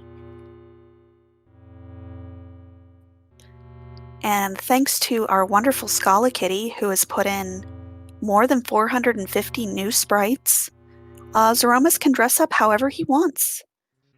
So, with it being 2:40 in the morning, or in the afternoon, I guess the question is, whose butt are we gonna kick today? Now, if I remember right, I think you're very fond of Threemus. Yes, very fond. But what are you looking for today? Well, I see Natara in chat, and I don't think Natara has still ever seen Ultros Miss. So for them, let's get some Ultros.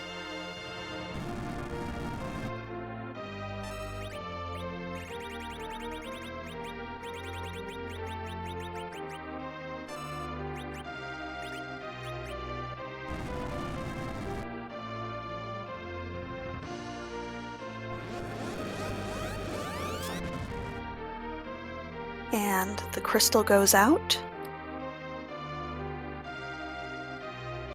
And I see Porum casting a little bit, so I think that's a Berserk probably going out on Kane or Hanzo. And I imagine we'll see Zone toss up a Veil.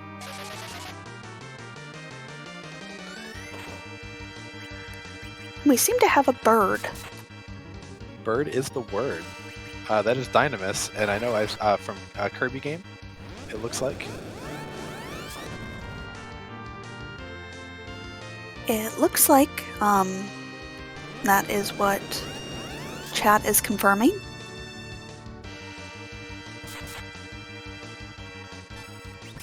That is a very colorful bird. So that's some really good sprite work for Scala to deal with the limited palette here that's available to her in this Z fight and get all those nice colors.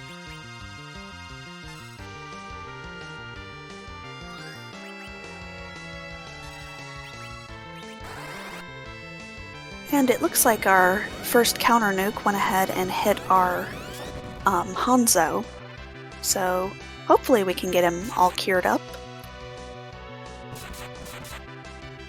Yep, and meanwhile, Choco definitely feeling behind, doing the top-down play, hoping to find something of value.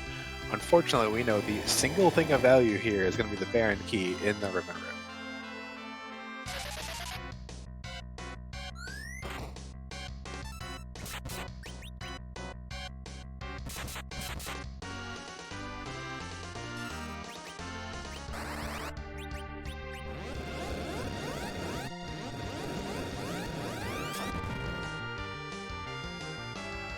Palom, having been charmed earlier, is continuing to consider throwing nukes at his sister. A good idea. Fortunately, Porum is very wise and has thrown a Star Veil up, and all those nukes are going to be reflected directly back at Threemus. No counter nuke for you, Z. Sorry, buddy. Nope, with all those levels, our twins even have enough HP to survive an unnerfed Big Bang. Versus only having 1,400.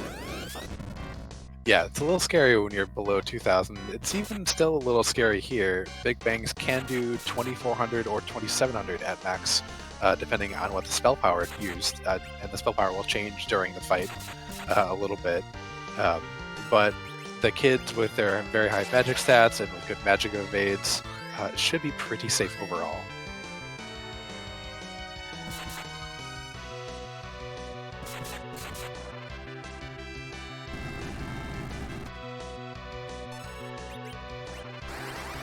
Cassran in chat asking if Big Bang was nerfed, though.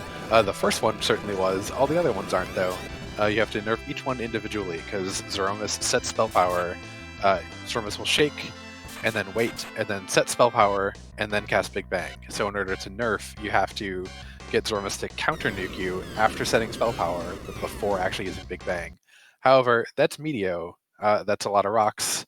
This is home free for Starman Random. It's all over except for, well, seeing the end.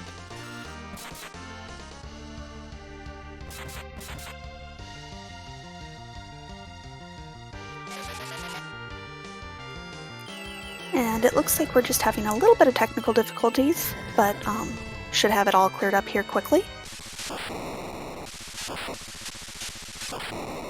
Yeah, we get a little pause there. White's in the air for a while. It's reflected. That's a crack, a boom, and a flash. That is Starman Random going to 2-1, winning this race against chocosura and punching their ticket to the Magma route. Also forcing chocosura to go there as well. Magma just got a little bit tougher, y'all. Yeah, that is going to be quite a bloodbath. But we'll see if we can't get Starman in for an interview.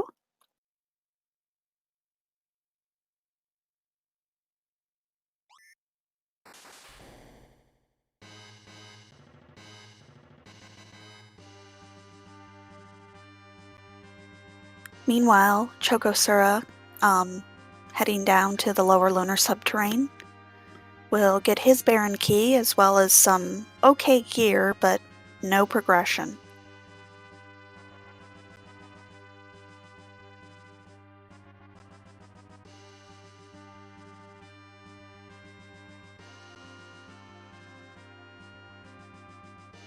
Yeah, it's just really unfortunate for chocosura that was such a rude boss there at Baigen at the King Queen spot. And that he just couldn't get through there with the levels and just ceded so much time. But we are now joined by Starman Random. GG Starman, and welcome to Magma. Thank you. So, how did you feel about getting that early darkness crystal from Ha Ha Ha? Real good, because at that point all I really wanted was a Tella. Because after I was going to go straight for the D money. Well, and that certainly did pay off for you as soon as you got that Tella, allowing you to kind of just fly through that seed. It was... I expected it to be jettier than it was when two of our objectives were basically freely open. Yeah, but that Earth Crystal sure gave you a heck of a run around, didn't it?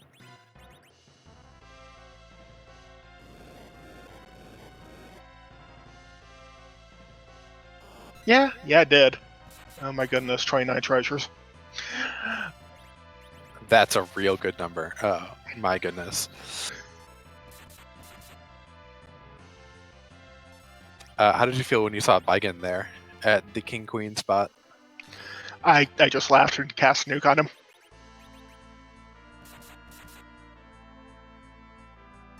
That is a real good feeling, isn't it? No playing around with anything, just nuke him and move on.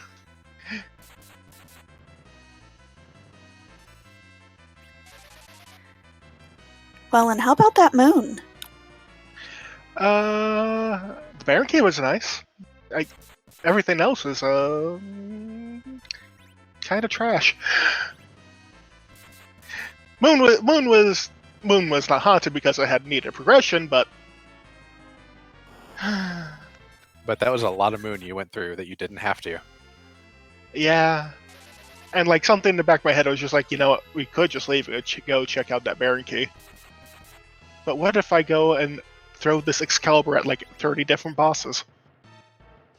It was fun to tie that boomerang to the Excalibur and just keep getting it back.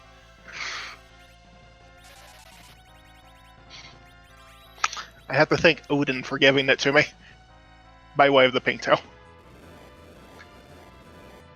Well, and those were some pretty rude bosses down in the Fame March. Especially that Pain Man, who don't care what gear or levels you really have, you just have to have raw HP.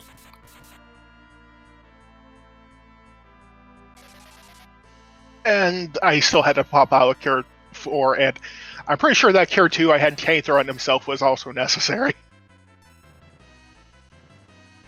And so you had a couple of moon veils in the inventory. Did you ever give any thought to using them in some of those weird fights? I never remember if I have move veils in my inventory or not. I always forget they're there.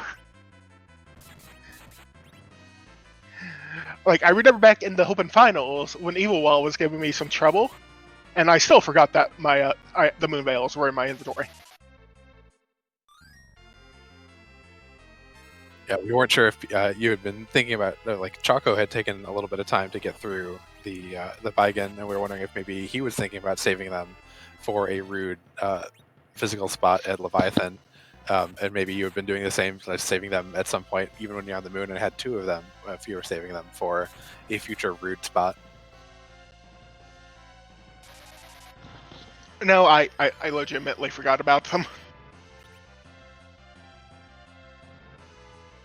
And so now you're in the Magma group. How do you feel about all your opponents there in Magma? Okay, we'll see what happens. Well, I for one am glad you're not in the Hook group, because I certainly would not want to have to face you.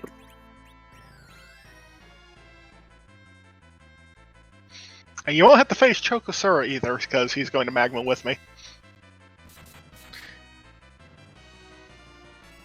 Yeah, it's definitely a really good race. A lot on the line for both of you. You getting more chances overall with being possibly one of the 6 people to come out of the Hook group, the Magma group, and forcing Chocosura to also go through what should be a really tough route overall. There's a lot of amazing players in that Magma route that I'm certainly glad I don't have to face for a few more weeks.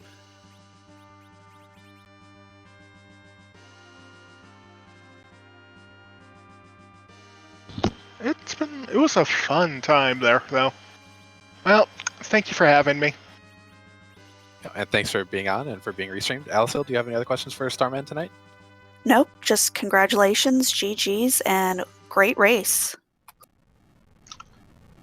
Thank you both for commentating. Thank you, Demarine, for restreaming, and thank you, Invenerable, for tracking. And peace out, y'all. Thank you, and have a great day, Starman. And that was our winner of today's race, Starman Random.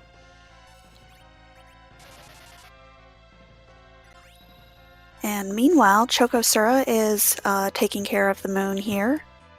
Got his Baron Key and is going to take out the rest of these boss spots, unfortunately not realizing that it's all going to be useless. Yeah, we'll see if he gets as much utility out of throwing that Excalibur as Starman did, in terms of just getting through these as fast as possible and resetting out of checks that you don't need.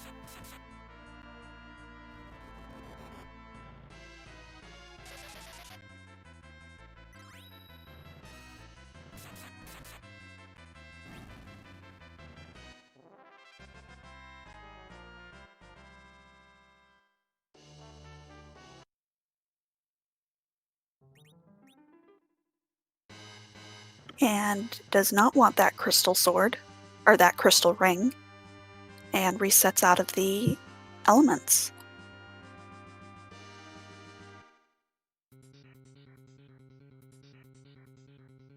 Yeah, and while chocosura is going over some of the same ground that Starman had, and we see a lot of disappointment on chocosura's screen, let's talk a little bit about the next few weeks of the tournament. Also, we've talked about hook and magma groups. What exactly is that? Well, it is going to be some Swiss rounds where 6 people from Hook and 2 people from Magma will move on to the next phase of the tournament, which is the table rounds.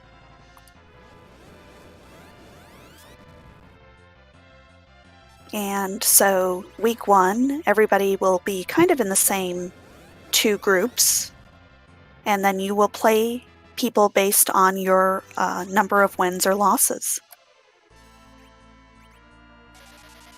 Yeah, and I think it's then there's a couple of play-in races where people who are 3-0 in their respective group will play all in one play-in race, and for Magma, the top 3 people in that race will advance to the table. And for Hook, the top runner from that race, the winner effectively of that race, will also advance to the table. And then there's a second play-in race of anyone who did not advance from the first play-in who was there, as well as all of the 2 and 1 runners. And the same proportion of people will go to the table from that race as well. So we'll get 3 more people from Magma in that second play-in race, and 1 more person from the Hook into that race. And then once we've done that, we then have the table itself, where in the first bit of that, there will be everyone is randomly assigned 6 1v1 matches. They'll play those, and then the top 16 of that, and there will end up being 32 total people. So we'll split the field in half again. The top 16 people will get actually drafted into groups, and we'll talk more about that a little bit later once we get there, because that's like a month or so away, because we do also have a week break somewhere in between the actual start of the table and the end of the Hook and Magma groups. Yep, and just to clarify what I said, it is 6 from Magma and 2 from Hook, not 2 from Magma and 6 from Hook. I can't tell you how many times I've said that incorrectly also, and typed it even.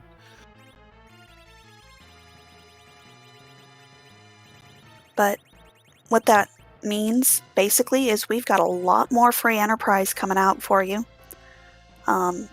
Several more weeks, I think, finishing up almost right before Thanksgiving. Yep, the finals is eventually a best of 5, and that they'll have, I think, about 2 weeks in order to get all 5 of those matches scheduled and played. So, like Alice said, it's a little bit before Thanksgiving. At least in America, we're going to be a little bit past Canada's Thanksgiving. Sorry, Canadians.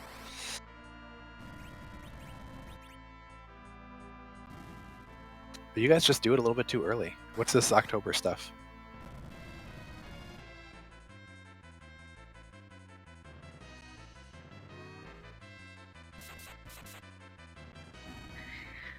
But we see Sandy trying to throw a hook on her sisters, which have left her. Yes, Edge with that mute knife doing quad 9s to everyone. It's a beautiful sight to see. Those sisters don't get a chance to charm anyone.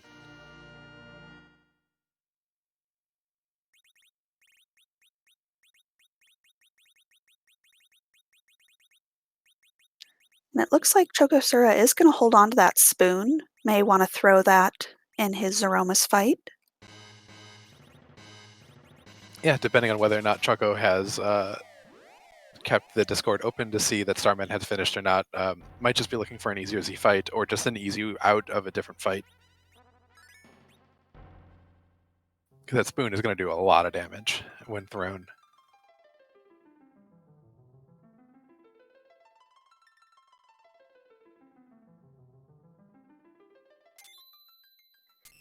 But while chocosura finishes up on the moon, I do believe we have some more free enterprise coming up in just a little bit. Do you kind of want to talk about that, Annadale? Yeah, so the RPG Valkyries are having their yearly fundraising marathon for, I believe, Take This. That comes up in October, and there's a submission video being created for a special Paladin percent for Free Enterprise. Paladin percent is one of the vanilla speedrun categories where you just get Cecil and turn him into a Paladin. But in this case, we've taken for Enterprise and decided that you have to do everything on the way there, and you do have to have Cecil in your party, but then you get all the rest of for Enterprise glory, so you get to determine what route you take to get that Cecil into a Paladin, and you'll get all sorts of different items. It's supposed to be a very fun, quick flag set. I think they're intending each race to be about 25 minutes all total. And we'll be hopefully sending everyone over to there if we are able to finish in time, because they are doing 2 different races, and again, they're about 25 minutes each. And if it does get into the Valks Marathon, then they're doing a little mini tournament there too. It should be a lot of fun, even just these 2 races plus, and then hopefully they do get into the marathon and are able to show it off at that venue as well.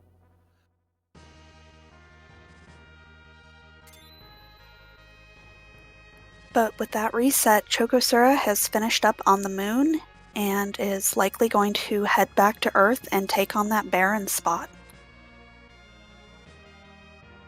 Yep, and we'll probably see that same play of going to the Odin spot first and fighting that Ogopogo and then clearing out the trash can, just because overall it's a little bit faster to do Odin.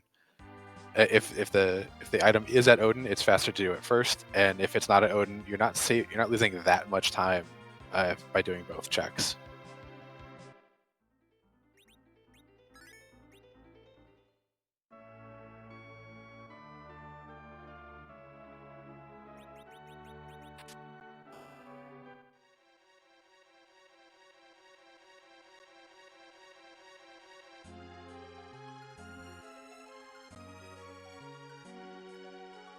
But again, I want to shout out our Restream team who has put on this great show for you tonight, or this afternoon,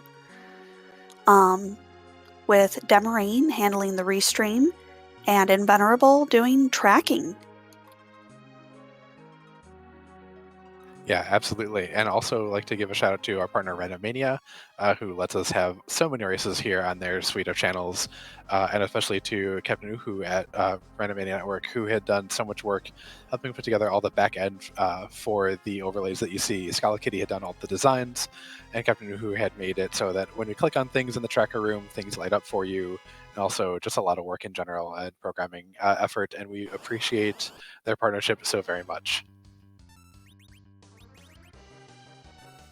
Absolutely, and these designs look amazing. A great 80s aesthetic. And Edge teaching his parents how to blitz. This is not FF10, Choco. And not even wanting to wait for that script to go through, just goes ahead and takes care of them. Yeah, nice and quick. And it looks like Choco is just going straight through the Barren Throne. So we'll be getting the Earth Crystal very soon. And then soon we'll see another replay of the final boss.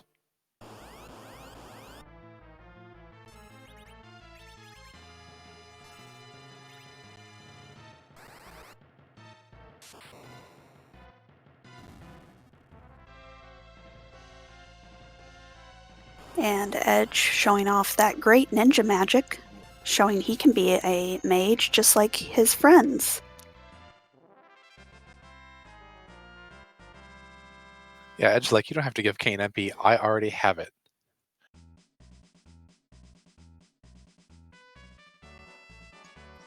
And with this party that we have, I'm willing to bet we're probably going to see a little bit of a different type of Zeromus fight. Would you kind of like to explain that, Antidale? Sure. We should be seeing Tella move back to the middle here. I do like Choco's move to have Edge, who's very fast, be in the middle for these very slow early spots. Definitely lets you get a huge advantage and get none of the enemies there, as you saw, took a turn. But we'll see Tella move back to the middle to put everyone hopefully to relative agility 1, so they'll all move as fast as possible except Tella, who'll move noticeably slower than they do. We'll probably see Edge move up to Tella's spot at the top. Edge will use his first turn to Star Veil, in which case all the children with full magic directly at his face. The important thing, and as Alisa, you had mentioned earlier, to where reflected things don't really trigger any counter scripts, Zeromus's refill HP refill. And again, this is the thing you mentioned earlier, also, of how we just have only so many numbers to go around in an SNES. So Zromus has over 100,000 HP if you count it correctly, or count it through both refills, or through the one refill. But if you skip the refill by just reflecting magic at him, then he never has a chance to do that refill, and so you only have to go through 61,000 HP, which makes the fight noticeably faster, and a little bit safer too, especially with two nuke casters that Choco will have. Going to go through the HP very, very fast. Should only see one big bang.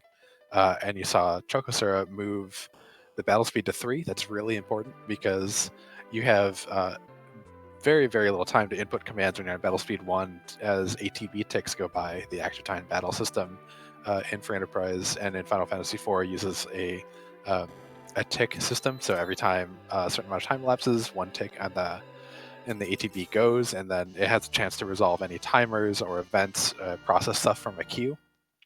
So if you move that to 3, you have a little bit more time in terms of frames going by in the game in order to enter your commands before the next tick goes. Battle speed 1, it's very hard to keep up with it, so you tend to slip a little bit and lose some ATB ticks just to like a menu being drawn or moving down in the menu. But when you're at battle speed 3, you have a little bit more time. You should be able to get all of your commands in nice and crisp and not really lose any time, and will really let you kind of power through this.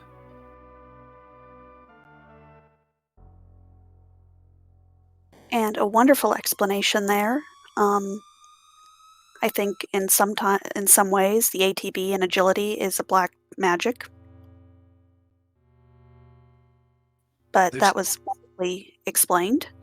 Yeah, there's a lot of moving parts, and some people in the community like Simbu and Jeebus, and I think Coffee and Chocobos is also someone who really understands it at a pretty deep level, um, where they actually know exactly what different timers can be going off. I just kind of have a vague notion that there are timers and event loops and things, and so I'm able to play with it a little bit, but there are people who are amazing at it and who can look at your party and tell you exactly what order everyone's going to go in, even when you're not all at relative agility 1. It's kind of a special science for them.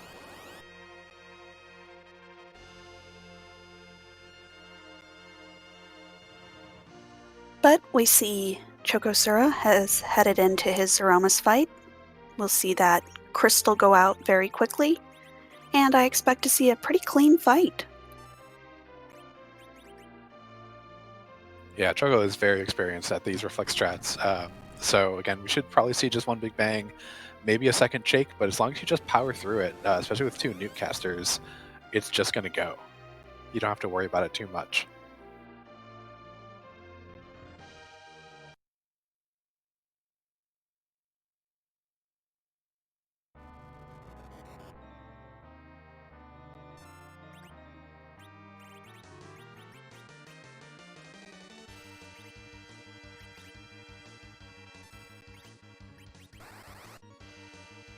And we see the spells coming out. Everybody's trying to attack Edge, but he wisely has that Star Veil up.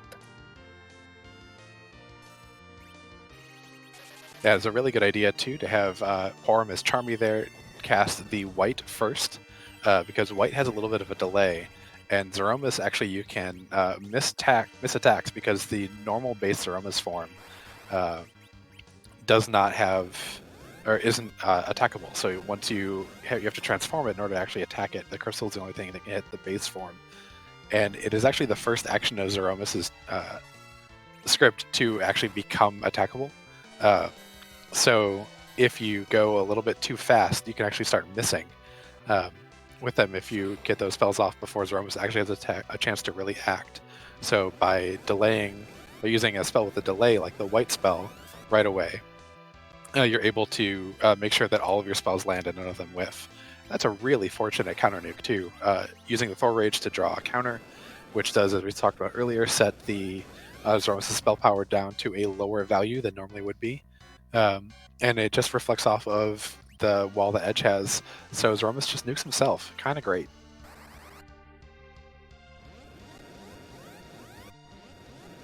But we see all of these kids doing some great damage to Zeromus.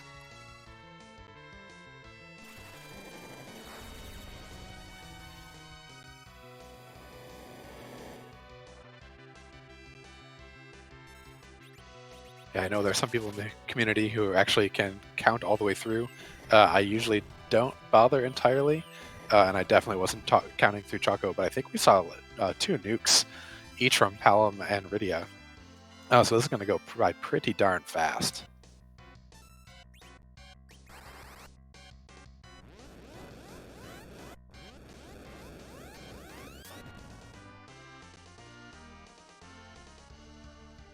And Choco may be trying to skip the second Big Bang by just pumping out so much damage that we get at least into Meteo phase, if not, well, you wouldn't get into Meteo phase with this.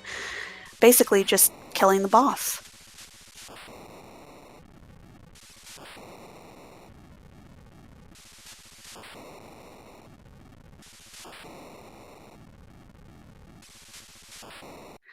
And with that, I believe chocosura has finished. GG's to him, and we'll get our official time here shortly.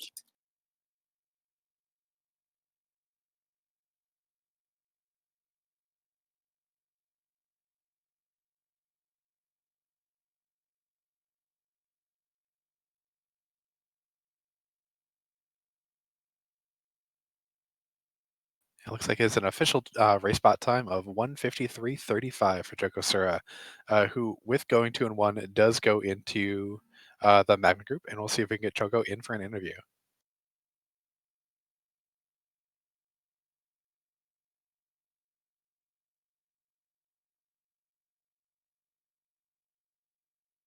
And we are joined by chocosura. GG, Choco. That was a heck of a run for you.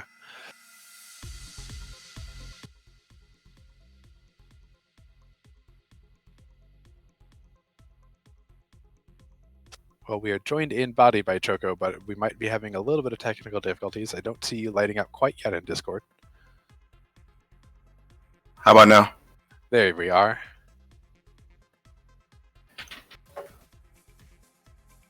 So, Baigen. I kind of, after the 4th attempt, I just gave up on that fight.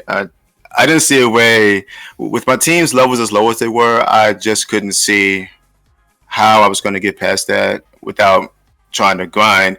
And since I had Darkness and Tell already, I figured I might as well do D-Machines instead of grinding down there and Babel. Yeah, that's the exact play that Starman had done too, except he never bothered to find Baigen until he had already completed his grind. I'm always afraid of doing that because, I mean, I know it's Vandal and all, but sometimes you get punished by going right to the moon after the grind and then finding nothing up there. That was my biggest fear. So that's why I came back down to Earth and looked underground instead. Well, and that moon was pretty haunted except for that Baron key. Yeah, definitely. I'm curious, did Starman exit from the moon as soon as he got the Baron key, or? No, he cleared it all as well. But okay. The amount of time he saved by doing the D-Machine grind immediately rather than trying as hard as you did to get through that Baigen was pretty much the difference there. Okay. That makes sense. We were wondering up here in the booth if you had forgotten about the Moon Veil or if you were planning to save it for a rude punchy spot at the Leviathan. Yeah, that was my main concern, was that Leviathan spot. That's why I saved it. I honestly forgot about it. Like the second or third try on that Baigen, I honestly forgot about it. Yeah, it looked like you were kind of close a couple of times, but he was just punching too hard and couldn't get the Berserk off and get a second blink on people very often. That's just a really rude spot for Baigen. Yeah, I don't think my Porum even had blink at that point either. So I think that was another reason why I struggled so much. Only my Teller had blink, and I only had one illusion. Well, and I think it also didn't help that it showed such a free boss in that second spot. Versus, like, if you had seen an evil wall or something there, you might have been like, nope, we're going to go grind or something. Yeah, if I saw evil wall, I was definitely going to grind on the moon, or on the giant, rather. But, I don't know. I don't know how I feel about getting that Baron key and then staying up there because I had Adamant too, so I guess I stayed because I was looking for Legend Sword. Did we see Legend Sword anywhere or no? I saw it in the spoiler. It was based off the pan, and I don't remember where the pan came from. Oh, Pan Pan. came from Zot. Oh, okay. So yeah, that wouldn't have been a good play because you would have got Earth Crystal before that. So no reason to do that. Wow. Yeah, it was definitely a reasonable thought to try though, because you're only that one short, and going back to Baron feels a little bit bad. Just ended up happened to be the right call this seed. Yeah. I'm just upset with myself that I tried that bargain so many times when I knew I didn't have the tools to actually kill it at that point. Well, beside the Moon Veil, which I forgot about. Yeah, it's one of those hard decisions of you don't want to go back out and grind, but I do think it was the right call to just do the full D money grind too once you were there. Yeah, definitely. I was actually thinking about doing that, but I decided to try the hook route first. That's always a hard card to make, though. It's such a hard call, especially when you have sirens available, possibly underground, where you maybe wouldn't have to do that whole grind and set it up, and that takes a bunch of time. Yeah. Let's say the hook route, you get a lot of checks right away. It just didn't happen to work out this particular seed. Nope, unfortunately. And now you're facing the Magma group. How do you feel about that? If you kind of taken a look at your opponents for the next 3 weeks? I haven't actually. I have to look that over. But I said to myself, if I win this race, I go to the table, which there's already some scary people at the table. And if I lose, I go down to the Magma route right with Starman, and that's going to be scary too. So pick my poison pretty much. Yeah, there's it's going to be a fun next 3 weeks for people in Magma and Hook, and anyone sitting at the table is going to just be watching and learning stuff about you guys, and just glad that we don't have to play anybody for a little bit. Yeah, I was kind of hoping I would advance to the table and not have to worry about the Magma group, but here I am. Well, it was still very well played. Unfortunately, just rando being rando today and kind of Yep, putting stuff in rude places. indeed. Oh, Ellie, any other questions for Choco? Nope, just GG's again. Thank you so much for letting us watch your race, and we really appreciate it. Oh, no problem. Thank you. And Choco, any other thoughts on the seed overall? No, not really.